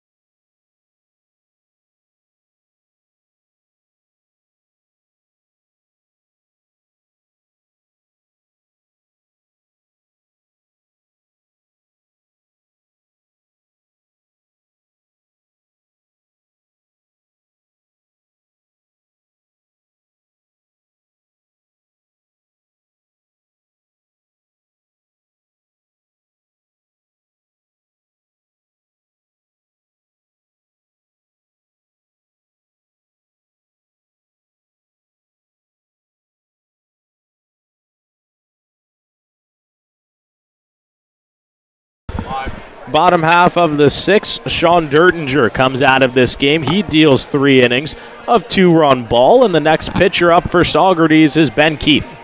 Yeah, Ben Keefe for the Stallions this year has appeared in 11 games. He's only started 2 of those. Has 24 innings pitched. He has 25 strikeouts. He's given up 11 walks in 21 with a 3.37 ERA and a record of 0-1. Things were smooth for Sean Dertinger through those first 2 innings, that being the 3rd and the 4th, but things going wrong there in the 5th. Yeah, definitely. Those first 2 innings he rolled through, but as you mentioned, had his struggles there in the 5th, gave up a couple of hits, a walk, and 2 runs. But one thing to note for Ben Keefe coming into this one, his last outing against Amsterdam, he went 3 innings strong, and he gave up no runs at all. So we know now that the Elmira Pioneers have won the West Division of the PGCBL. They knock off the top-ranked Batavia Muck Dogs. So the winner of this game will go on to face Elmira in the finals starting tomorrow. And something to note, whoever is the winner is the home team because Elmira is the 3 seed over in the West, and we are the 2 seed, and Amsterdam is the 1 seed. Winner of this game will have home field advantage for the PGCBL finals, makes the stakes just a little bit higher. Drake DiGiorno will start things off here in the bottom of the 6th. Mission for Ben Keefe, keep this a 4-run game. Definitely. Just limit the damage so the Stallions lineup can get back up and hopefully apply some pressure to the Amsterdam defense and pitcher. But I did mention that Keefe's last outing against Amsterdam was solid. He went 3 innings strong with no runs. But prior to that, his last outing against Amsterdam was here at Shuttleworth Park. And in that one, he only went 2 1/3 and gave up 3 earned runs. So it really does show you the difference between Saugerties at home against the Mohawks versus Saugerties away against the Mohawks. We know that the Stallions want to save Mike Cunningham for a close scenario, close situation, if you will, but they got to get there first.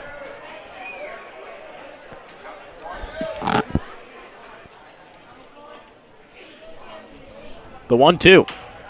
This one's chopped to the left side. It will be foul.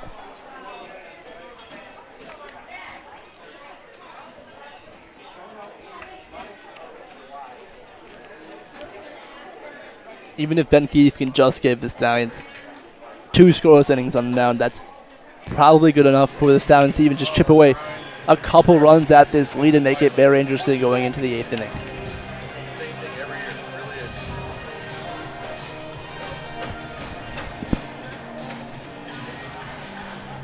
Drake DiGiorno in the month of July batted just below a 370. He was on a tear. And you see that theme across the board with this Mohawks lineup, guys batting about 300. A couple of guys in the 400s. It's just a testament to really how hard it is for every pitcher to pitch against this lineup. 11 players on this Mohawks roster batted above 300 in the month of July. So that also shows that they're hot coming into the playoffs, as well as just being a good hitter all year long.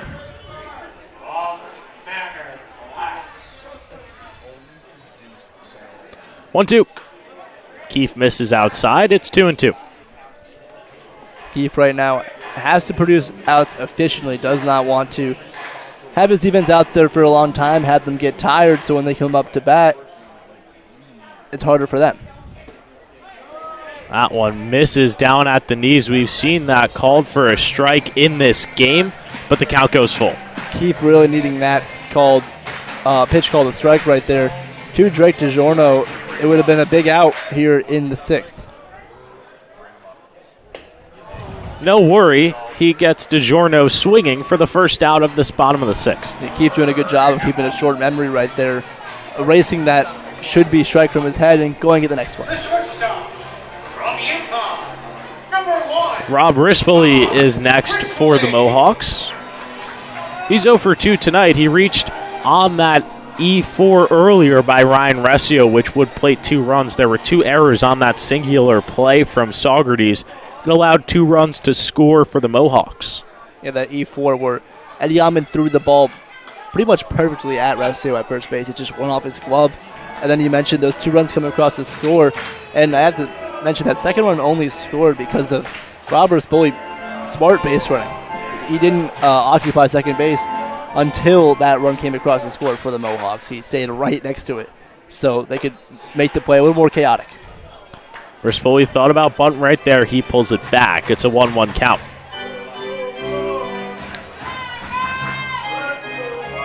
Mohawks searching for their third straight PGCBL championship appearance here tonight.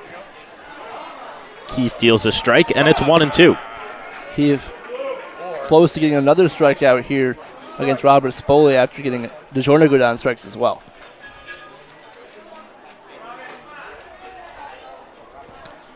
Keith deals. This one's fouled straight back. 7-3 ball game here at Shuttleworth Park in the bottom of the 6th. We've seen the Stallions come down from 4 before. That was against the Mohawk Valley Diamond Dogs and the Albany Baseball Club. It'll be a little bit tougher here tonight, though. It definitely will be much tougher here tonight. I mean, just the opponent, the Mohawks, makes it tougher, and this ballpark's energy late in the game always makes it tougher to come back. That one misses on the inside. It's a 2-2 count. A couple of questionable calls and back-to-back at-bats here by the home plate umpire. 2 balls, 2 strikes, 1 out here in the bottom of the 6th. The pitch. This one's lined out into center field. Cuello is there. 2 quick outs in the bottom of the 7th, or 6th, excuse me. This is exactly how Sean Derringer started his outing tonight. Just quick, efficient outs on the mound, and that's exactly what the Stallions lineup needs right now if they want to get back into this ball game. Aiden Stewart will be next. He takes the spot of Tyler Figueroa in the lineup. Figueroa pulled from this game. Keith Griffin wanting a change over there at second base. Yeah, Tyler Figueroa in this one was 0 for 2, and we know if you're not producing under Keith Griffin, he's no stranger to pulling guys in the middle of games. And it's interesting because Aiden Stewart batted .227 in the month of July, and that is the second worst among the entire squad. It really just shows you that Keith Griffin does not care who you are. If you're struggling, he'll take you out and replace you with someone that, hey, may not be as good, but if they produce anything, it's more than what you did. This one's hit into left field. It will go off the top of the wall. Amato fires in. There's going to be a play here at second. Resio was off the bag. It's a 2-out double for Aiden Stewart. More miscommunication and more struggle for Ryan Resio at second. That's not his natural position, and we've seen it come around to haunt him 3 times tonight. Really just a mental mistake there for Ryan Resio. If he's covering the bag, he can turn around and make that tag at the bag right there. Instead, he's a couple of feet to the right of it, and he turns around. Stewart's already on second, and Keith Griffin makes a good call there, replacing Tyler Figueroa with Aiden Stewart. Liam Wilson will step to the dish now. 2 outs. Chops the first pitch foul for strike 1. It's key that Ben Keefe does not let up another run here in the bottom of the 6th if the Stallions want any shot at winning this ball game. Definitely. It's already a 4-run deficit for the Stallions, so if Keefe can just keep it at that mark for the rest of the game, it makes it so much easier instead of allowing more runs to come across, which makes it so much harder. I think the biggest thing, Casey, is we saw it in that top half of the 6th and even the 5th. The plate discipline is not there. Bonds chasing strikes that he wouldn't usually chase. Justin Ford chasing on the outside. Nate Manley having a weak at bat. These guys need to lock in. Especially for guys like Nate Manley, who have been so sound offensively all year. It really shows you the pressure added in the playoffs and especially against this Mohawks team.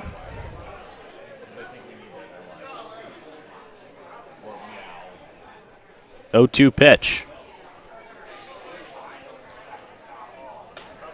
Misses upstairs. 1-2. Now, although Keith did allow that double to Aiden Stewart, he allowed it with 2 outs, so it's not as hard of a situation to get out of as maybe, say, 1 out or no outs, which we've seen the Stallions pitchers in a lot of those kind of scenarios tonight. This one's lined over to third. It goes off of the glove of Fish. Coming in to score is Stewart. It's 8-3. Another hard-hit ball there by a Mohawks hitter. Wilson lines that one at Brandon Fitch. It's only going to hit, even though it hits his glove because it was hit so hard. But that's the second hit in a row with 2 outs against Ben Keith. And the thing that Ben Keefe is going to scratch his head about is that he had Wilson right there in an 0-2 count. Yeah, he had Wilson in an 0-2 count, and I think he had 2 strikes on Stewart, too, before he had his double. So having trouble finishing the job here with the last 2 batters. Finishing out the inning. Hardin pops this one up to shallow right field. It's a long run for Ford. Neither Stallion is going to make the play, and the ball drops foul. That one highlights the defensive struggle it's been tonight in this ballpark for this squad. That's an extremely tough play for Eddie Yama to make over there. He should have pulled off almost immediately on that one. It should have been either Restio's because he has a better angle or especially Ford's angle because that's the easiest play to make out there in right field between the 3 of them. Stallion should really only be down by 2 in this game, but defensive errors have plagued them.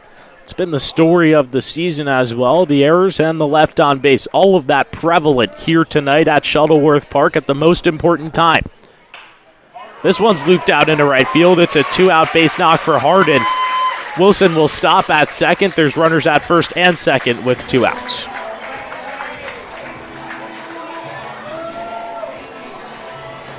So after Keefe earned 2 straight outs to start his outing, he's let up 3 straight hits. Definitely, and once again, how long until there's a move to the bullpen? We see Jarrett May going down as the catcher in the bullpen, so there could be. You got to make a change too. You can't leave, especially in the most important game of the year. You have nothing to lose at this point. If Ben Keefe is having a bad outing, get him out of the game. Yeah, simple as that.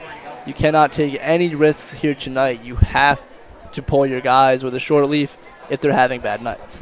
So with 2 outs and runners at first and second, the dangerous Javar Williams will step in. Yeah, Javar Williams tonight, 3 singles, 1 of RBI. Really, he's been on a tear. Stemming from even last night, he went 4 for 5 at the plate against the Watertown Rapids. He's been great for the Mohawks in the playoffs so far. He's been one of the best. Sported a .388 batting average this past month. And it's not even the best on his team. It just keeps showing you how insane this Mohawks lineup really is. He takes a big cut and a miss right there. It's quickly 0-2. Once again, keeping an 0-2 count. Last one to Hardin was smacked for a single.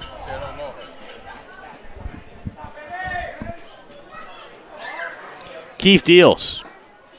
Misses outside. It's 1-2.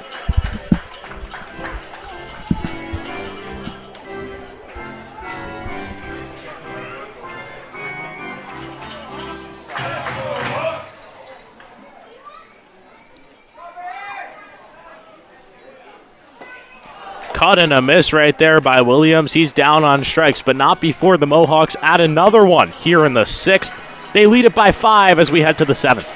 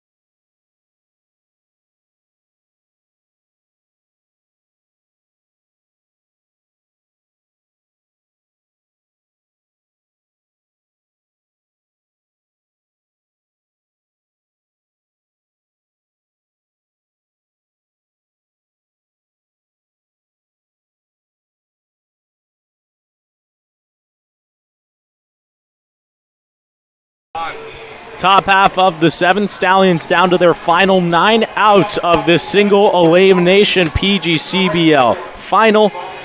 Justin Ford will lead things off here in the top of the 7th. Ryan Resio and Josh Blackmore will follow. The bats have been stagnant after that top half of the 2nd. Really no pressure on this Mohawks pitching staff. If the Stallions have any chance of coming back in this game, they're going to need to start applying some of that pressure. Ford takes a first pitch ball. Yeah, they need to start applying pressure to Eldred on the mound right now. The Stallions, Kuzmic on the mound right now. Stallions down by 5 and only 9 outs remaining. They need to get going if they want to come back in this ballgame. Toughest feat of the season ahead of them. Come back by 5 with 9 outs left to go here in Amsterdam, a ballpark they haven't won in at all this season. Ford grounds this one to the left side. Rispoli gloves. He will throw to first. The throw is high, not in time. Ford is safe. And that's exactly what the Stallions need right there. Just anybody or any way on base for all their batters. Ford does a good job right there getting on base. Sets up the guys behind him. Resio, Blackmore, Cuello. They need to rally as well if the Stallions want any chance in this one. That will be scored as an E6. Ford is over at first. Nobody out here in the top of the 7th. Ryan Resio to the dish. Wonder if we'll see a defensive change over there. We know Keith Griffin does not like his guys making errors and is very quick to pull the trigger out there. And now you also start to wonder if you're Colin Martin. Do you think about a bat from the bench for Mike Cuello, who is in the hole right now? You might think about that, except for the fact that Cuello has been aboard both times with the walk, so it's hard to take a guy out that's been aboard twice for you already in this one. What, the year of 3 wins wasn't enough for him? 1-1 count. Resio tonight 1 for 2, had an RBI single in the 2nd, grounded out over to short in the 4th.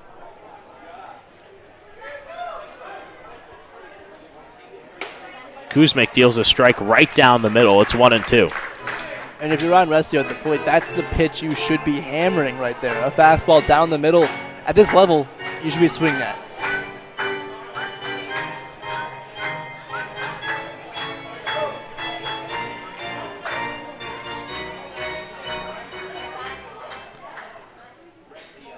The line to kick the pitch. Resio takes it upstairs, and the count's knotted at 2.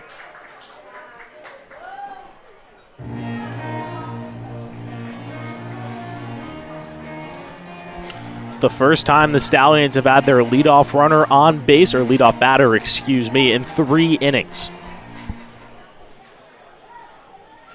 2-2. That one hits Resio on the elbow. You could hear it pop from up here. And he's not wearing an elbow guard. That one straight off of the bone. He's not? I don't think so. Oh, I thought that was the sound of an elbow? That definitely got to hurt for Ryan Resio. I thought he was wearing an elbow guard, and that's what made that sound, but he's a warrior. Number 16, Josh Blackmore. Well, Josh Blackmore will step in now. Runners at first and second. Can't squander this opportunity now if you're the Stallions. The Stallions certainly do have an opportunity now to scratch across a couple runs here in the top of the 7th, and they need it badly. Blackmore tonight 1 for 2, has an RBI single. He takes the first pitch outside for ball 1. We see Parker Aikens getting warm out there in the Amsterdam bullpen. They want to keep it short with Jesse Kuzmic if he runs into trouble. We did mention earlier in the broadcast, Blackmore's only home run this season came right here at Shuttleworth Park. Would be a big time for another one right now. He's worked himself into a 2-0 count. The Stallions have had good at-bats throughout this inning so far. If they can keep that going, they put some real pressure on the Mohawks. You and I talked about the plate discipline. It hasn't really been there so far in this game, seeming different here in the top of the 7th. Kuzmic deals. 2-0 misses upstairs, and now it's 3-0 to Blackmore. Good eye there from Blackmore. The curveball just missing the top of the zone. He does not chase it. And I don't think it's crazy to say if you're Blackmore, hey, take these next 2 pitches. Definitely, you hit the first one. You should not be swinging 3-0 here with a chance to load the bases with a walk. Kuzmic deals a strike. It's 3-1. Now Blackmore's in a really good hitter's count. Usually get a fastball here in this count. Blackmore definitely has the green light true swing. We've seen him make big hits in scenarios like this before. Would not be surprised if he swings right now. Runners are at first and second, nobody out. Here's the pitch. That one misses way outside. It's a 5-pitch walk for Josh Blackmore, and now the bases are loaded with nobody out. This is huge for the Stallions right now. Mike Cuello comes to play, who's already walked twice in this one, so if he finds a way on base again, the Stallions will have another run across the board. It's all about chip away. It's all about plate discipline. All 3 runners that are on base right now have reached by way of an error or walk. Cuello has walked twice tonight. What a time to erase a season where he had quite a lot of struggles right now for Cuello. He takes a first pitch ball. Kuzmic is really struggling out there right now. Definitely. I would expect a mound visit from the head coach, Keith Griffin, of the Amsterdam Mohawks very soon right now if he cannot find his control. Even maybe a call to the bullpen. Definitely also a possibility.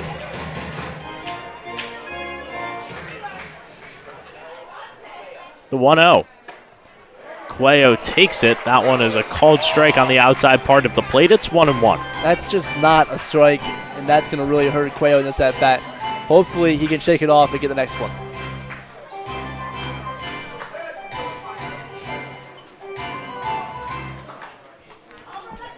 Kuzmic steps off, just wants to take a second to gather himself. The bases are loaded.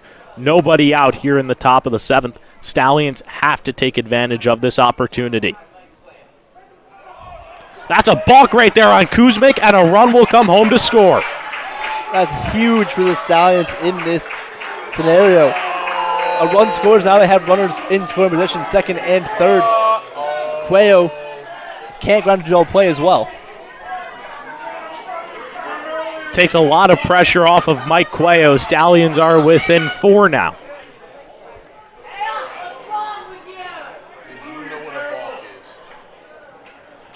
Hometown crowd not happy with that one. Cuello lines the 1-1 foul right into the bullpen on the right side. 1 ball and 2 strikes. I gotta say, Aikens out there made that catch in the bullpen. Pretty impressive, but anyways. Mike Cuello hit the ball hard right there, just was a hair late.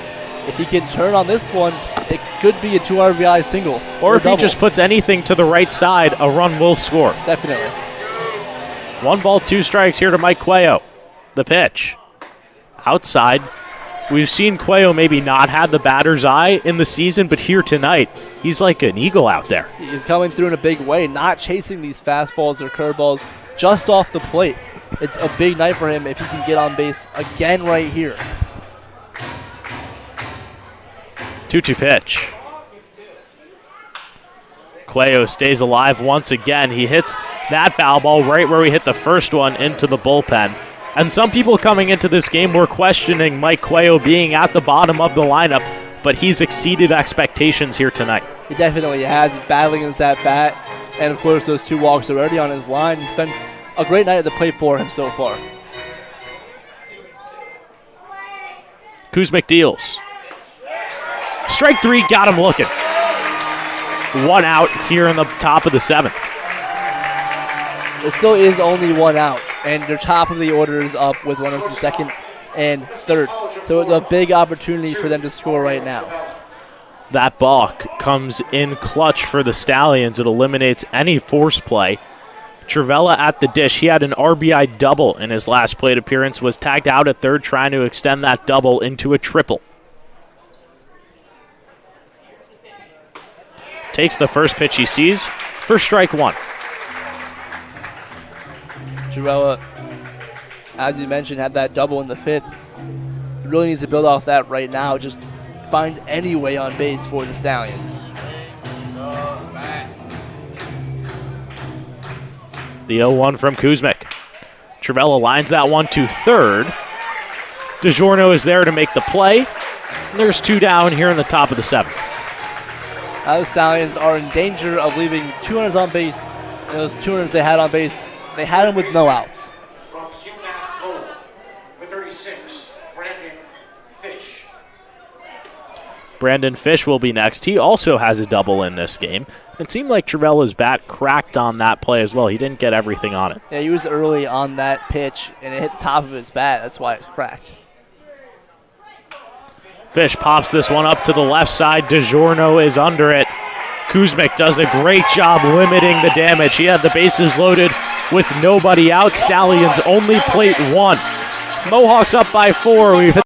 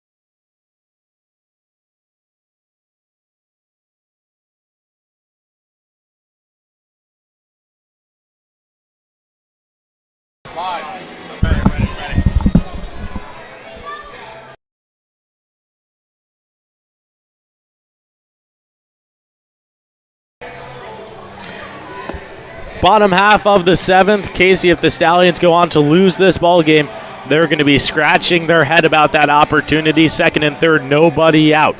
Ben Keefe comes out of this game. Mike Cunningham is on to pitch. Mike Cunningham for the Stallions this year has appeared in 10 games, only started 1 of those. 18 innings pitched, has 27 strikeouts, has given up 7 walks, 9 hits, and has an ERA of 1.5 with a record of 2-1. So once again, another really solid Stallion arm coming out of the bullpen in this high-pressure scenario. They need to limit the runs of the Amsterdam Mohawks if they want to stay in this ballgame. They're within 4 once again, but only have 6 outs left to go. It's going to be interesting to see how things shake out. It'll be the 2-hole hitter, Jackson Natili, stepping in to start things off here in the bottom of the 7th. So far today, 1 for 3 does have an RBI groundout.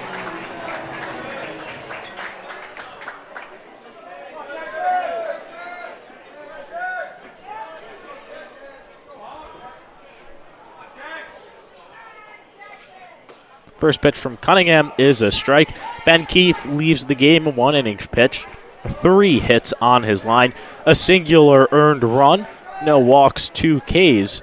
He had back-to-back outs to start off that bottom of the 6th before he let up 3 straight hits. That allowed the Mohawks to plate a run in the bottom half of the 6th, making the game at the time 8-3. And definitely that's another run the Stallions going to look out in this ball game that they needed to keep from scoring. This one's grounded to Trivella. He fields, throws to first. One down here in the bottom of the 7th. Trivella's just been such a smooth infielder for the Stallions all year long. Shows it again right there. On a routine ground ball, just quick feet, quick hands, gets that ball out in time over there at first base.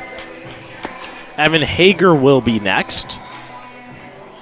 Hager tonight was grounded out in the infield twice. Does have a sac fly on his line. That scored a run in the 5th.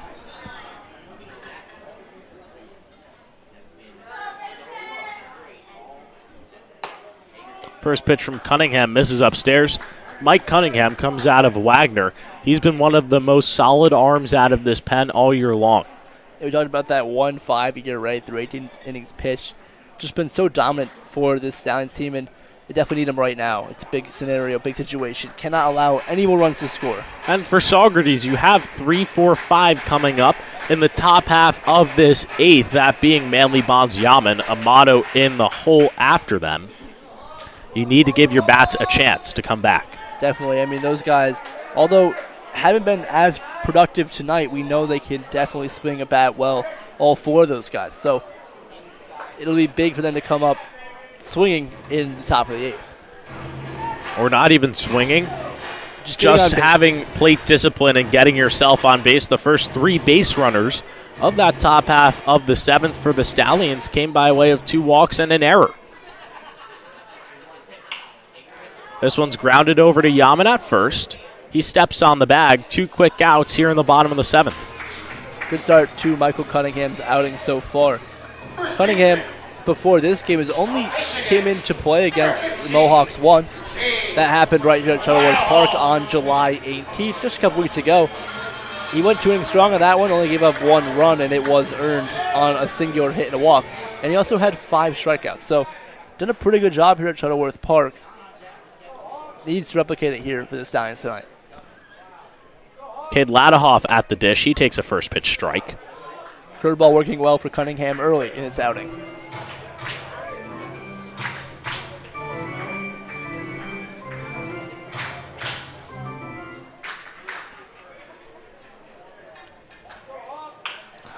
This one's grounded to Trivella. He will throw to first. That one's in time. Mohawks go down 1-2-3 here in the bottom half of the 7th. Gives Stallions a chance in the top half of the 8th. They have 3, 4, 5 coming up.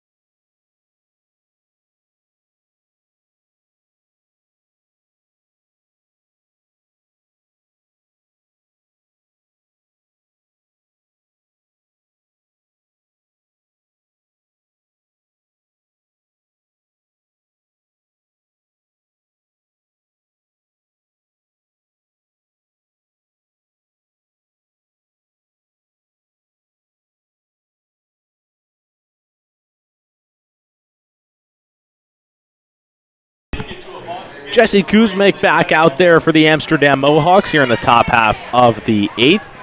This will mark now his 3rd inning of work.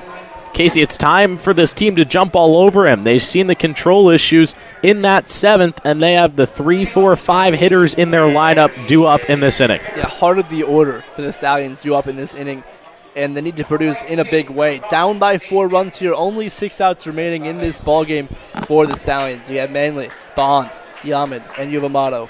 4 guys that can definitely get aboard. And Manley gets it started, punches one into the left center field gap. It's a leadoff single for Nate Manley here in the top of the 8th. That's a huge start for the Stallions in this 8th inning. We do see 2 pitchers, it looks like, warming up in the Mohawks bullpen over there. So I'm assuming Kuzmich will have a very short leash here in the 8th. Yeah, that's Parker Akins and then Ben Huckins. Lefty and a righty out there, so Keith Griffin willing to play it by matchup. Definitely ready for any situation. We know that Amato is a lefty. Would make sense to go to Akins in that situation. Bonds hits one into right field. Hager is chasing. He's at the track, and he makes the play.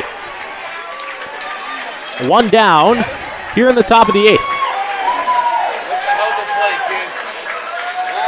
Hager with an amazing play out there and right. Another outstanding play by this Mohawks outfield. We saw the other one from Harden earlier in this game, and then Hager makes another one out there and right to really slow down this rally from the Stallions. If that gets down, it's a very high possibility Manley comes around to score. And you know the dimensions of this park. If Bonds just got a tiny bit more power on that one, it would have been gone. Just under that one and a little bit late. If he just scored up a little bit more, it would have been out of here. Eddie Yaman at the dish now. He takes a first pitch strike. Stallions looking very aggressive here already in this 8th, though. Manley first pitch swinging, and same with Bonds.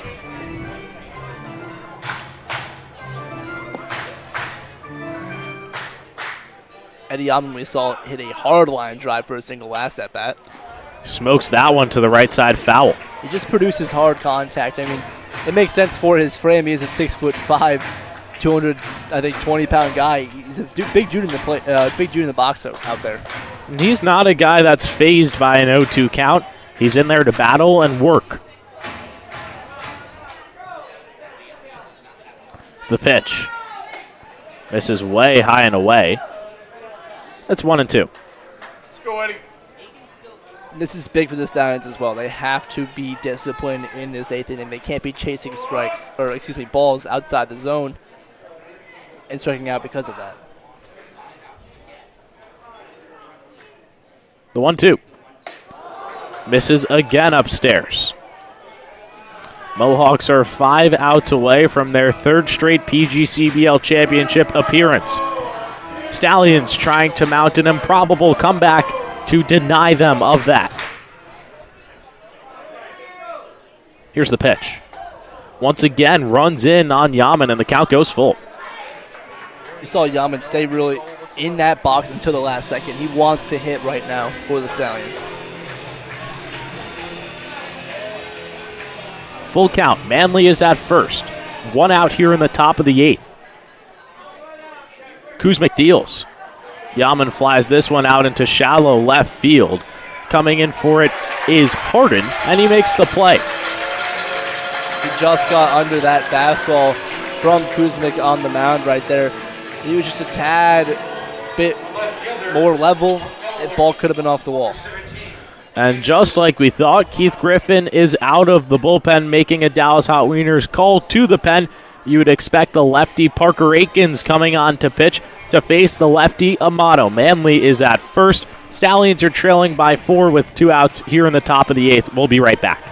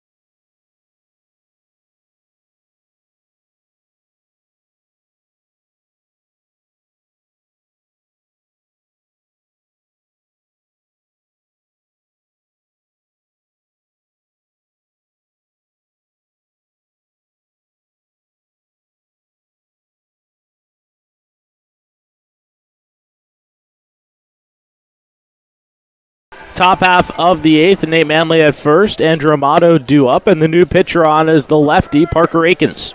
Akins this year for the Mohawks has appeared in 11 games, has not started any of them. A 17 innings pitched, 24 strikeouts. He's given up 11 walks, 6 hits, has an ERA of 1.58, and a record of 3-0. Also has 2 saves, which is why they bring him in here in the 8th. He also has a different release point than Kuzmic. Is more of a sidearm type of guy. Kuzmic over the top from the right side, so a complete change here for Andrew Amato. First pitch runs in and hits Amato. He is not happy about that one.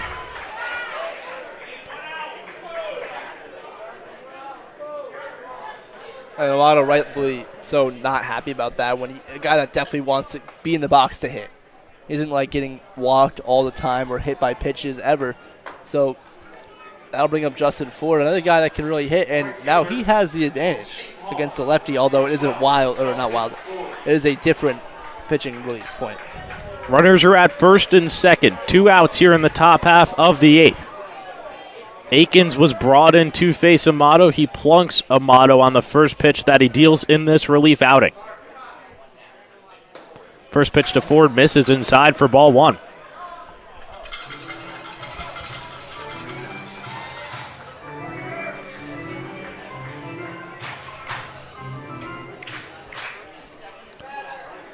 Runners at first and second. 2 outs here in the top of the 8th. And although we did see the pitching change, there is still 2 guys warming up out there in the pen for the Mohawks. They want to make sure nothing gets out of hand, and I'm not sure the rules here in the PGCBL with bringing in a new reliever if you have to wait 3 outs like you do in the I'm MLB not sure about now. that rule either, unfortunately for us. But a hot bat and Ryan Resio awaits on deck. Akins hasn't dealt a strike so far. 2-0. That one finds the zone for strike 1. Ford putting himself in a good hitter's count. Really a good at-bat so far in a 2-1 count. Now, if he gets a fastball, he's almost guaranteed to swing at it.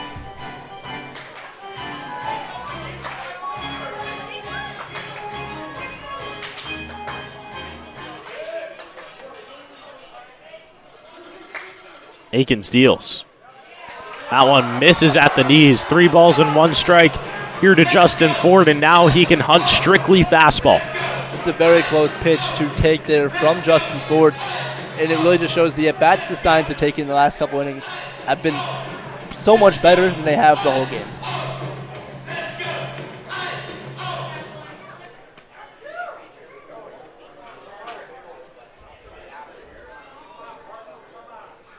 Three-one pitch. Ford fouls that one off to the right side, and the count goes full. Justin Ford at the plate, 3-1 count. You have to be expecting fastball, and he's late on it right there. Just can't do that in this scenario right now. Needs a base hit to bring these runners home.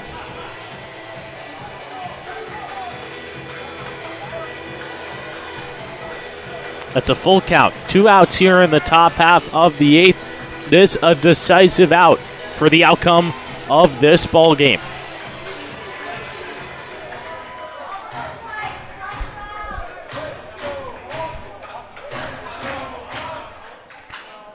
The payoff. Misses on the outside, and the tying run comes to the plate with 2 outs here in the top of the 8th. And Keith Griffin immediately makes another Dallas Hot Wieners call to the bullpen, the second of this inning. So I guess that tells us the rule does not come into play here. It'll be James Reddick coming on here for the Mohawks. The bases are loaded. Tying run at the plate for Saugerties. One last shot to tie up this game. Ryan Resio coming to the dish. Stay with us.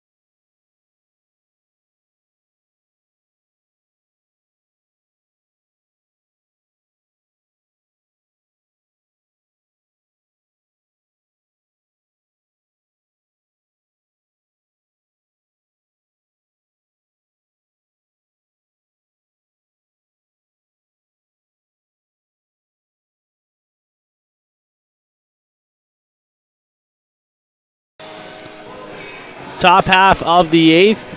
Parker Akins comes into this game, pitches no innings, no hits, 2 walks. The man on to try and get them out of the jam here is James Reddick. Yeah, Reddick for the Mohawks this year has appeared in 9 games, has 1 start, 14 2/3 innings pitched, has 20 strikeouts. He's given up 7 walks, 11 hits, has an ERA of 3.06. He does have 1 save as well. Resio delivered in the clutch in the 8th inning last night, trying to do that once again here tonight at Shuttleworth Park.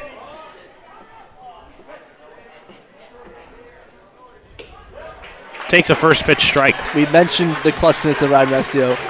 He's really put on display all season long for the Stallions in another big situation here. If he gets another hit, bring in a couple runs, make this game a lot closer in the 8th. Need to score something here if you're the Stallions. Cannot leave the bases loaded here in the 8th. The 0-1. Runs in, almost hits Resio. It's 1-1. That one almost hitting Resio.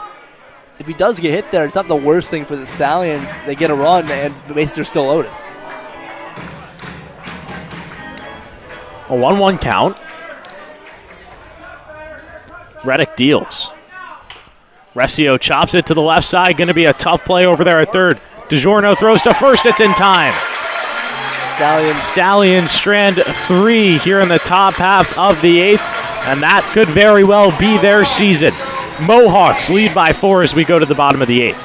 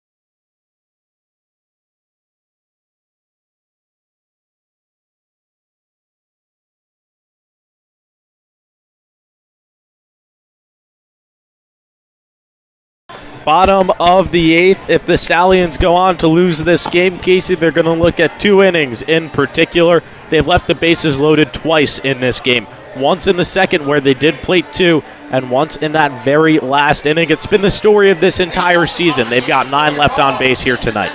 Yeah, 9 left on base, and they're down by 4 runs. So even if they just bring across half of those runners left on base, it's a tie ball game right now. It really just shows you the struggle that the Stallions have had all year. It comes back to bite them again here in the playoffs. And it's not as if the Amsterdam pitching has been extremely dominant. Most of their relievers are out of control. The Stallions are just having trouble taking advantage. It's something about being here, being in this ballpark, that just gets to them. Yeah, definitely. We've seen it 5 times this year, Dan. The Stallions just unable to win here at Shuttleworth Park, and if they want to do so here tonight, you're going to have to hold them here, and now a big comeback in the 9th.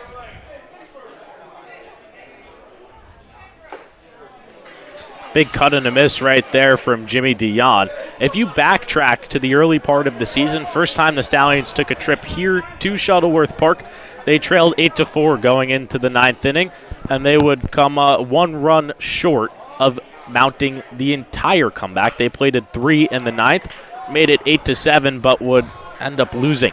Yaman steps on the bag for out number 1 here in the bottom of the 8th. It's definitely one of the most memorable nights here at Shuttleworth Park for us, Dan. I remember calling that game. It was so exciting to see the Stallions put together that rally in the 9th inning, just coming up a little bit short. Hopefully they rally tonight and finish the job. The rally started at the bottom of the lineup last time, and the Stallions have their 9, 10 top due up. So definitely could be an exact replica of that comeback. Just hopefully they can push across those extra couple runs and take the lead. It's a tall task for this squad. They don't want to see the season end. We don't want to see the season end, but the Stallions are 3 outs away from that becoming reality. Cunningham deals a strike. It's 1-1. And you see this hometown crowd very much so into it. They react to almost every pitch here at Shuttleworth Park. What makes playing here so hard is the atmosphere around them. This one's fouled straight back. It's a 1-2 count here to Drake DiGiorno.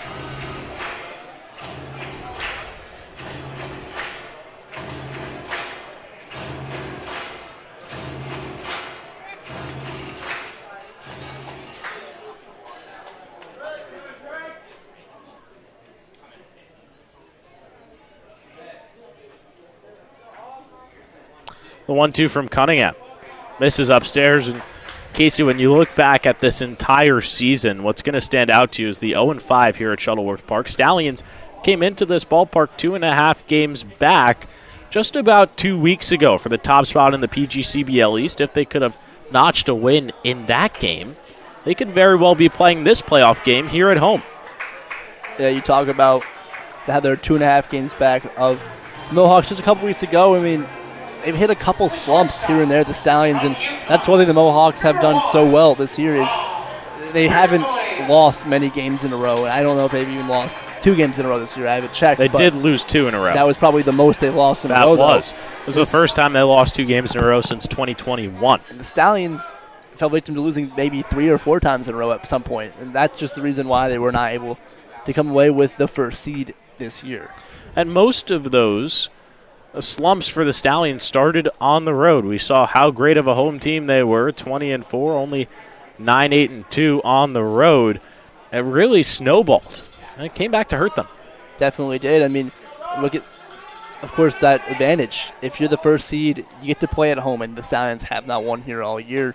Not seeming like a different outcome tonight so far. It could be 0-6 at Shuttleworth Park this year, and that 6th loss here will be the end of their season. Not dead yet. They still have a shot, a small shot at that. This one's fouled straight back. It's 0-2. Cunningham is doing the right thing right now. He's gotten ahead of Dion and got DiGiorno out as well. We're Spoli down 1-2 right now.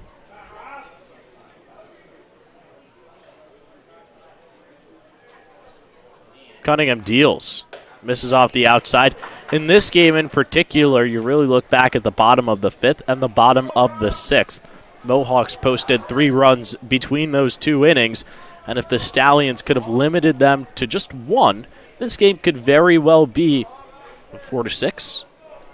Yeah, those maybe errors, even 5-4. Like I talked about, you have to be pretty much flawless in the field against the Mohawks. You can't have any mental mistakes or any errors, and we've seen a couple of those from the Stallions tonight. Peyton Bonds getting thrown at third base when he's leading too far off, or even Trivella trying to extend a double into a triple, 2 base running mistakes, and then we had those 3 errors on the board as well. It's a full count here to Rob Rispoli.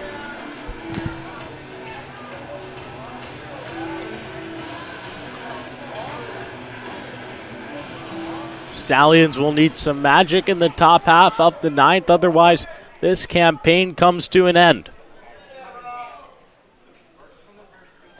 The payoff. This one's fouled back.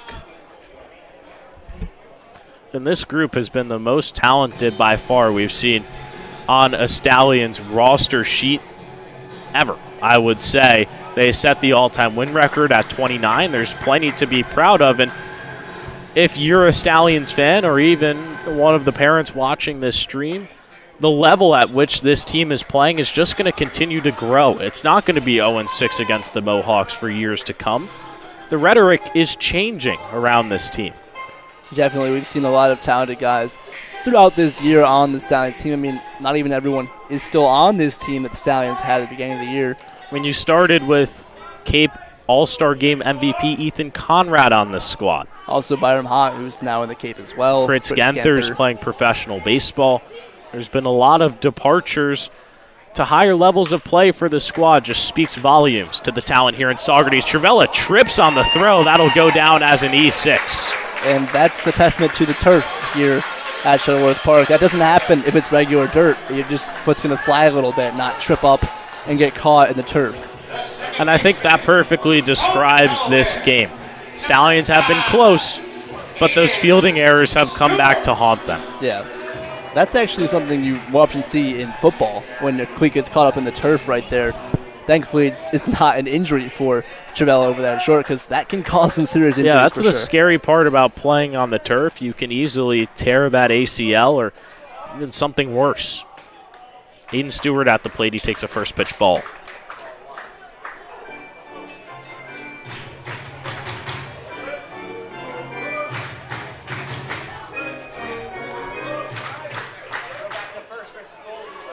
They'll give a check over on Rispoli.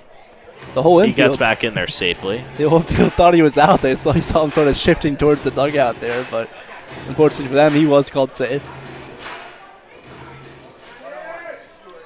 1-0 count here to Stewart. Rispoli goes to second with a huge jump, and he's in there without a throw. He was taking off before Cunningham even lifted his foot. Hey, Cunningham not really paying attention to Rispoli over there. There is 2 outs in the inning, but you still kind of have to keep Rispoli close over there. The infield has got to make some sort of noise in that scenario. It sounded silent as Rispoli took off to second. Stewart hits this one into center field. Cuello is going back. He's at the track. He'll bring it in for out number 3. Stallions are down to their last 3 outs of this 2024 season. They'll need some magic in the 9th if they want to keep it going.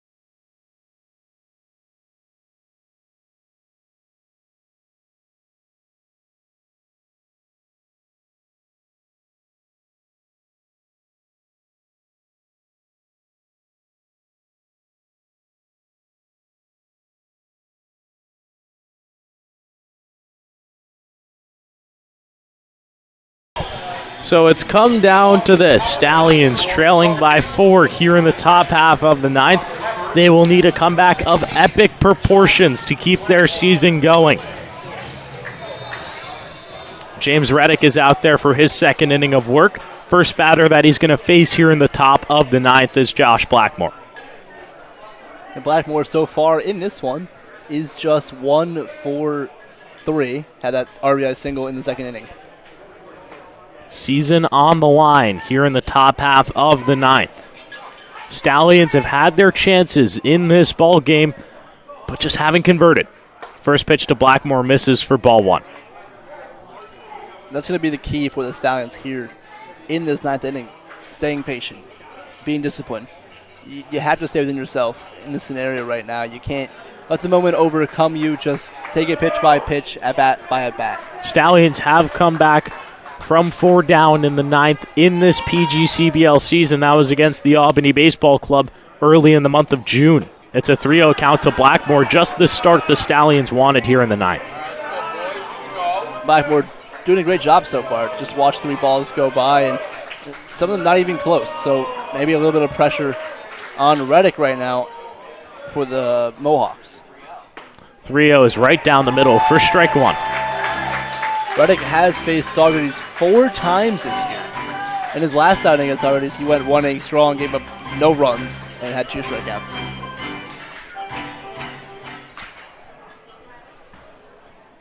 (3-1).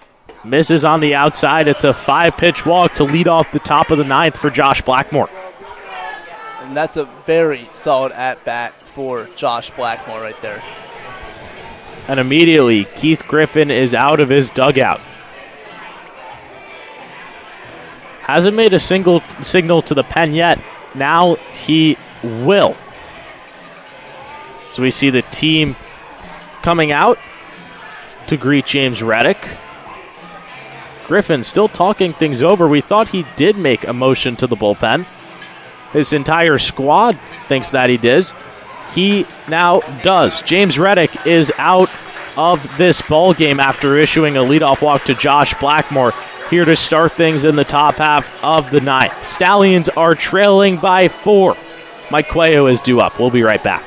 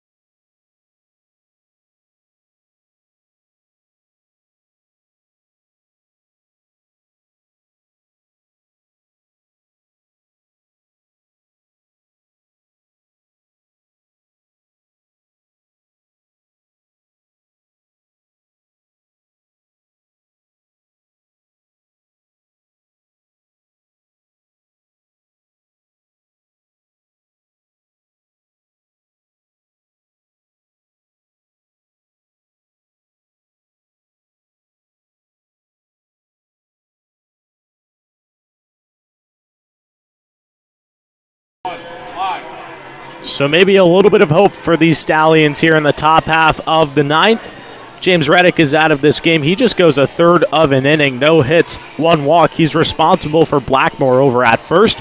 Brian Yetter is on to try and close out things here in the 9th. Yetter has appeared for the Mohawks in just 4 games. He apparently appeared just a couple weeks ago for the Mohawks. He's pitched 5 innings, has 9 strikeouts, given up 3 walks, 5 hits. And the thing that really stands out, Dan, is the 7.2 ERA, but in a short amount of time. Yeah, he's only made 4 appearances, like you mentioned, so you can't really look at the numbers too in-depthly. But definitely the pitcher that the Stallions would rather have on the mound right now. Definitely. His worst outing came against Albany on July 19th. In that one, he only went 1 inning, and he gave up 3 earned runs on 3 hits and no walks. So definitely a hittable guy on the mound for the Stallions to make a rally here in the 9th. Mike Cuello will come to the dish now. Blackmore is at first. Nobody out here in the top of the 9th. Stallions needing a comeback of epic proportions. First pitch from Yetter misses high and inside for ball 1. Cuello just needs to do the same thing that Blackmore did. Stay patient in the box right now. Take it pitch by pitch. Do not let the moment overcome you. Don't swing at anything outside the strike zone. He's dealt 2 straight balls. It's got to be hard for a guy like Yetter, who's only made 4 appearances with the squad, to be thrown into this situation with the PGCBL championship on the line. He's appeared twice against the Mohawk Valley Diamond Dogs, though, and they're a pretty solid team. They were 3rd in the PGCBL East this year. Finds the zone right there. It's 2-1. In those 2 outings against the Diamond Dogs, he only let up 1 earned run. Yeah, so definitely shows good flashes here and there. That one catches Cuello. Stallions will have runners at first and second with nobody out. And now, Dan, I'm starting to get a little bit of a flashback from that first game here at Shuttleworth Park where the Stallions made almost a comeback against Amsterdam. And if Mohawks. things truly get out of hand, Manny Santos is warming in the bullpen for the Mohawks. How many pitchers have we seen tonight from the Mohawks so far? Is it 6? Right This now? is their 6th. So that'll be their 7th. If saying that's a lot of pitchers in one night. Doing anything to get themselves to the championship. Stallions putting up a fight, though, here in the 9th. Top of the order, Mario Trivella steps in. You saw Trivella come up big in the 8th inning last night. Let's see if he come up big here in the 9th against the Mohawks. Runners are at first and second. Nobody out. Trivella takes the first pitch for a strike. Wisely taking that pitch. He saw Cuello get hit by a pitch in that last at bat after 2 balls had already gone by.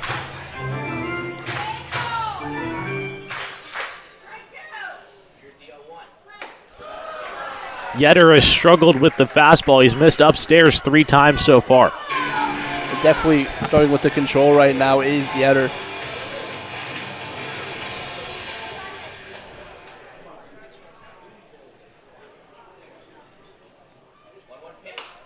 Trivella fouls this one off to the right side. It's 1-2. Trivella really has to buckle down now and protect the plate. Trivella needs to be on base for the guys behind him like Fish and Manley and Bonds. 3 of those guys can bring in a run at any given time in a ball game. Trivella does have an RBI double in this game. Here's the 1-2. Checks his swing, does not go, and the count's knotted at 2. Good hold there from Trivella. 1-2 curveball off the outside corner. He almost went around, but smartly held his bat back.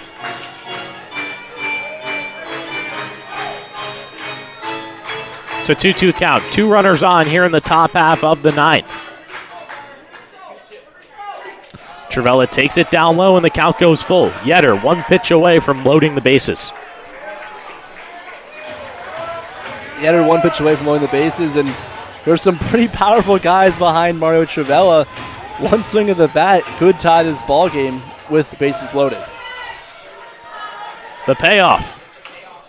Trivella chops it foul, just stays alive. That's all you have to do right there. Just stay alive in this at bat. Fight off the pitches that you probably don't want to hit, but you have to foul off anyways.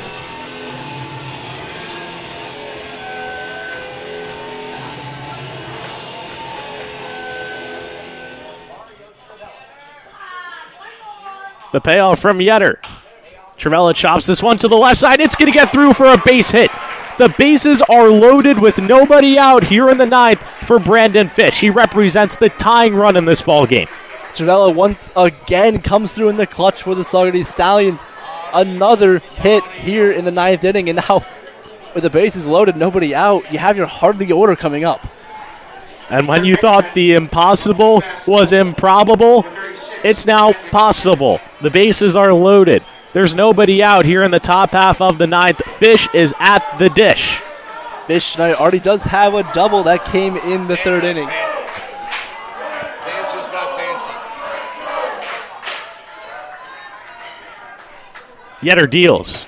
First pitch misses outside for ball 1. Yetter. And you speak of the power coming up. I don't want to interrupt you right here, but you got Nate Manley and Peyton Bonds waiting in the shadows. Definitely, Yetter is definitely feeling the pressure right now. He's been wild this whole inning. He misses once again. It's 2-0. So if he walks aboard Fish, it's a 3-run game with bases loaded. For a powerful bat in Nate Manley, you wonder if Keith Griffin will take him out after this at-bat if things go wrong for Manny Santos. Something tells me he will definitely take him out if he walks aboard Brandon Fish. I have a strong inkling that Keith Griffin will take him out, actually. Season on the line, bases loaded, 2-0 count. Here's the pitch. That one finds the zone for strike 1. Now, vice versa, if you're Yetter on the mound, you don't have to panic just yet. You still have a 4-run lead. A flyout isn't the worst thing in the situation, neither is a ground out. The 2-1. Fish takes it outside, and now things get a lot more interesting. Now you might panic. 3 balls and 1 strike. Bases loaded. Yetter at risk of walking in a run. Here's the pitch. It misses. Fish walks. Blackmore comes in to score, and now the go-ahead run comes to the plate. And Keith Griffin is out of the dugout. Manny Santos is coming into this game to try and extinguish this fire. The bases are loaded. 1 run has come in to score. Stallions are down by 3 here in the 9th. We'll be right back.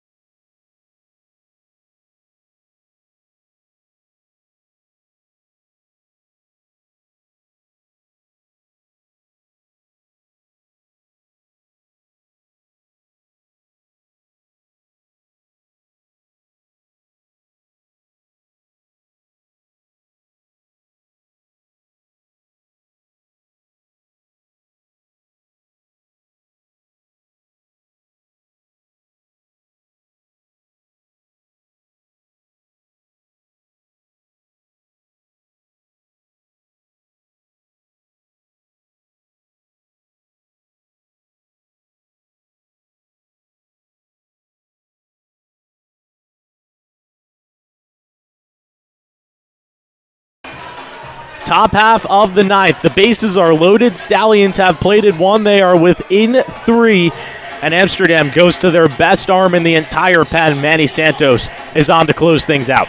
Manny Santos this year has appeared in 11 games for the Mohawks, has 19 and 2/3 innings pitched, 23 strikeouts, has given up 10 walks and 15 hits, has an ERA of 3.2 and a record of 3-0. This now also qualifies as a save situation. Stallions are within 3. We've now seen 3 Amsterdam pitchers come in, and they've pitched a combined 1/3 of an inning. This will be their 7th arm of the ball game.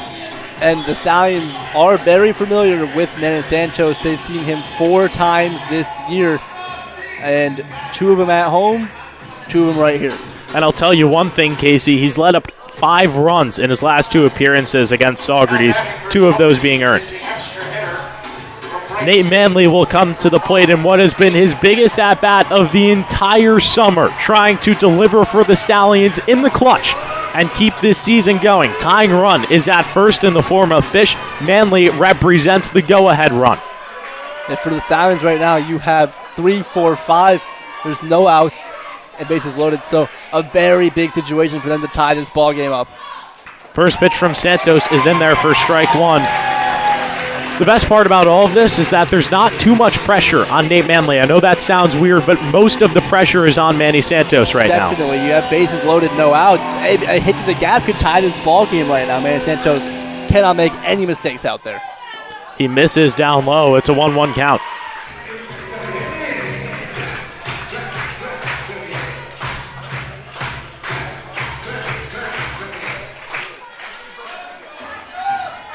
Bases loaded. PGCBL East Division final, winner to the championship, the 1-1. Manley takes it on the inside. It's a called strike. It's 1-2. Nate Manley now just has to protect the plate. The last thing Nate Manley wants to do here is ground into a double play, because that takes away the possibility of the go-ahead or the tying run.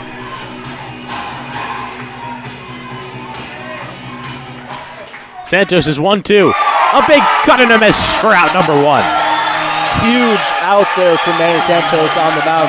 But I got the local boy, Manny Santos. He does come from Amsterdam, New York. So now Peyton Bonds will come to the plate. This guy has nerves of steel. Nothing is going to faze him at the dish, and he nearly went yard already in this game. They just missed a home run in his last at bat, just left of that foul pole out there. And with such a compact swing for Peyton Bonds, he doesn't need to do too much given the velocity that Santos is throwing. Yeah, Santos pumping in around 91 right now on his fastball, so all Bonds has to do is put the barrel to the ball, and it's going to go a long way. Bonds smacks one over to the right side. This could be the game. Over to first. It's not in time. A run will score on the fielder's choice. The Stallions are within 2, and there's 2 outs here in the top of the 9th. It's a fielder's choice RBI for Bonds. And now the former Mohawk. Isn't this storybook? Eddie Yaman up to the dish. Played the entire year last year with Amsterdam. Started the season with the Mohawks this year. And now has a chance to give the Stallions the lead. Either lead or just tie the game. You can put a ball in the gap. And Peyton Bonds has some speed over there. That 6'5" frame can cover a lot of distance with those long legs. Regardless of the outcome here tonight, Stallions have made this a ball game. They put up a fight here in the 9th. Haven't gone down without putting a lot of pressure onto this Amsterdam squad, and you know that Eddie Yaman delivers in the clutch. Tied up the game for the Stallions against the Mohawk Valley Diamond Dogs a couple weeks ago with a grand slam. And we know he has the power, and we know he has the clutch ability. It's just going to come down to whether it displays right now. And this guy is headed to LSU next year. He's built for the big moment, wants to be on the biggest stage in the SEC. He can prove it right now against the Mohawks with 2 outs here in the top of the 9th. He has been hitting the ball hard all night. Was robbed of a hit earlier in the 3rd inning, I believe, and as well had a hard line drive single later in the ball game in the 6th. Bonds did a job not grounding into the double play. He is the tying run. Yaman represents the go-ahead run. Santos trying to close things out and send the Mohawks to their 3rd straight PGCBL championship. First pitch is fouled back off the helmet of Natili. It's 0-1. That's a promising sign right there from Yaman. Yaman was on that fastball just under it. You saw it go straight back, which means he's timed it well.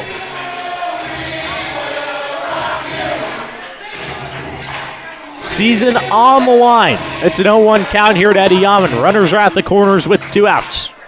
Here's the pitch. That one runs in and almost gets Yaman.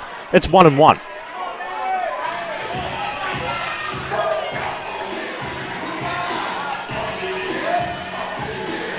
You knew this game was going to be a classic. It's lived up to the billing. Runners are at the corners. 2 outs. Eddie Yaman at the dish. Santos steps off. They're calling for balk from the Stallions dugout, but they will say that Santos stepped off the rubber before he made any motion towards home. Eddie Yaman right now just has to stay calm in the box. Cannot think about the moment and overswing. He checks his swing. Does not go around. It's 2-1. Definitely held his swing back right there. Was not even close to going around. And now a hitter's count for Eddie Yaman. The dangerous hitter's count to Eddie Yaman, a guy with a lot of power. And we've seen it on display tonight and throughout the season. Natili sets up inside. Here's the pitch. That misses. It's a 3-1 count. And now if you walk Eddie Yaman, it doesn't get any easier. Andrew Amato is on deck. And Andrew Amato has the advantage. He's a lefty facing a righty pitcher. It's a 3-1 count here to Yaman. Runners are at the corners. 2 outs in the top of the 9th. Stallions searching to play spoiler. Here's the pitch. Yaman hits it over to the left side. It gets through. A run will score. Saugerties is within 1. Eddie Yaman comes up clutch again here in the late innings.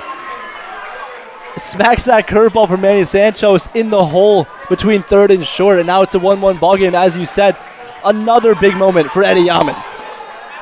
And if anybody is built for this moment, it's the career Stallion, Andrew Amato. He started his season here at Shuttleworth Park in the top of the 9th with the game on his bat. Had a chance to knock in Ethan Conrad from home in his first plate appearance of the year. Popped out to the left side. Has a chance to get his revenge in this at-bat and send the Stallions to the PGCBL championship. Runners are at first and second with 2 outs. We've already seen Amato tonight. He hit a double off the top of the wall in left field. So we know he could come up big again in this scenario. Runners are at first and second. Amato at the plate. First pitch is a strike. Amato, another guy that doesn't allow the moment to get to him. He is locked in on this at-bat.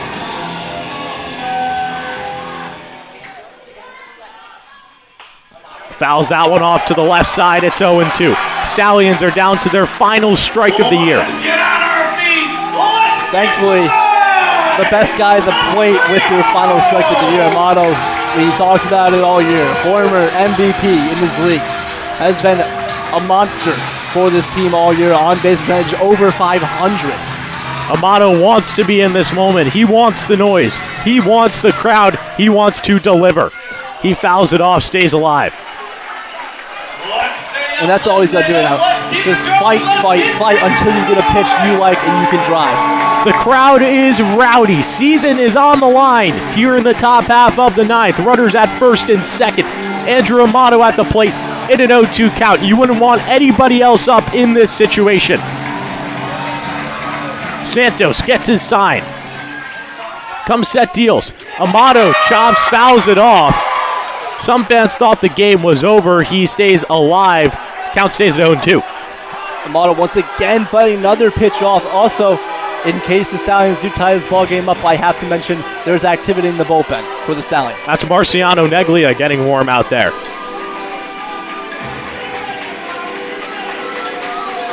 It's an 0-2 count to Andrew Amato, the biggest swing of his Stallions career. Trying to deliver here in the ninth. Stallions have pulled within one. Santos is going to step off and signal through the signs. Now Amato takes his time. Santos now does get the sign. There's runners at first and second.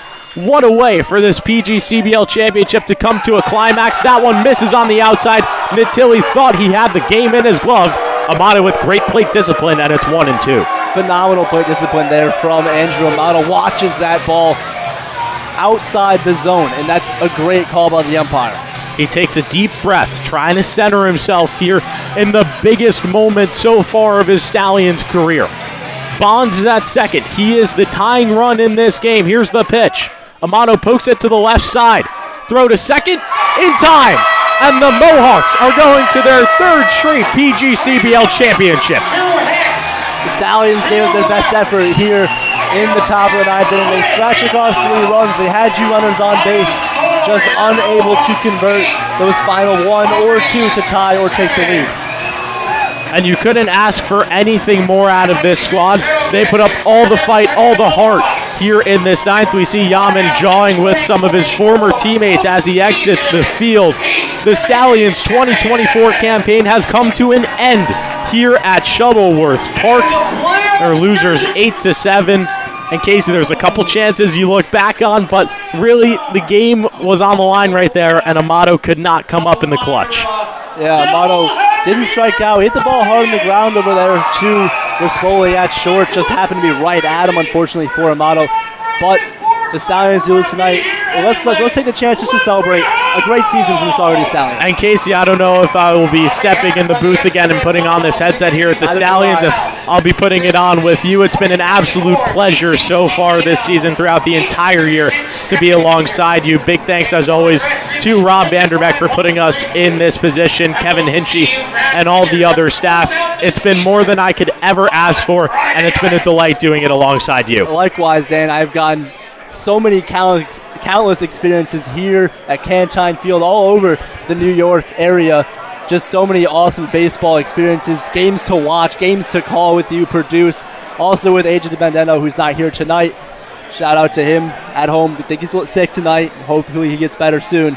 But just a great year calling baseball games with you guys. It's been fun all year. It's been an absolute pleasure. You couldn't ask for anything more. Big thanks to Rob Vanderbeck for producing tonight and filling the role of AJ DiBenedetto. He did a great job in his first producing go. And the Stallion season comes to an end here at Shuttleworth Park just as it started. An 8-7 loss with 3 runs put up in the ninth. It couldn't be any more fitting than that. Saugerties falls just short of the PGCBL championship. The 2024 season has come to an end. For Casey DeSalle, I'm Dan Shalom. We'll see you next year.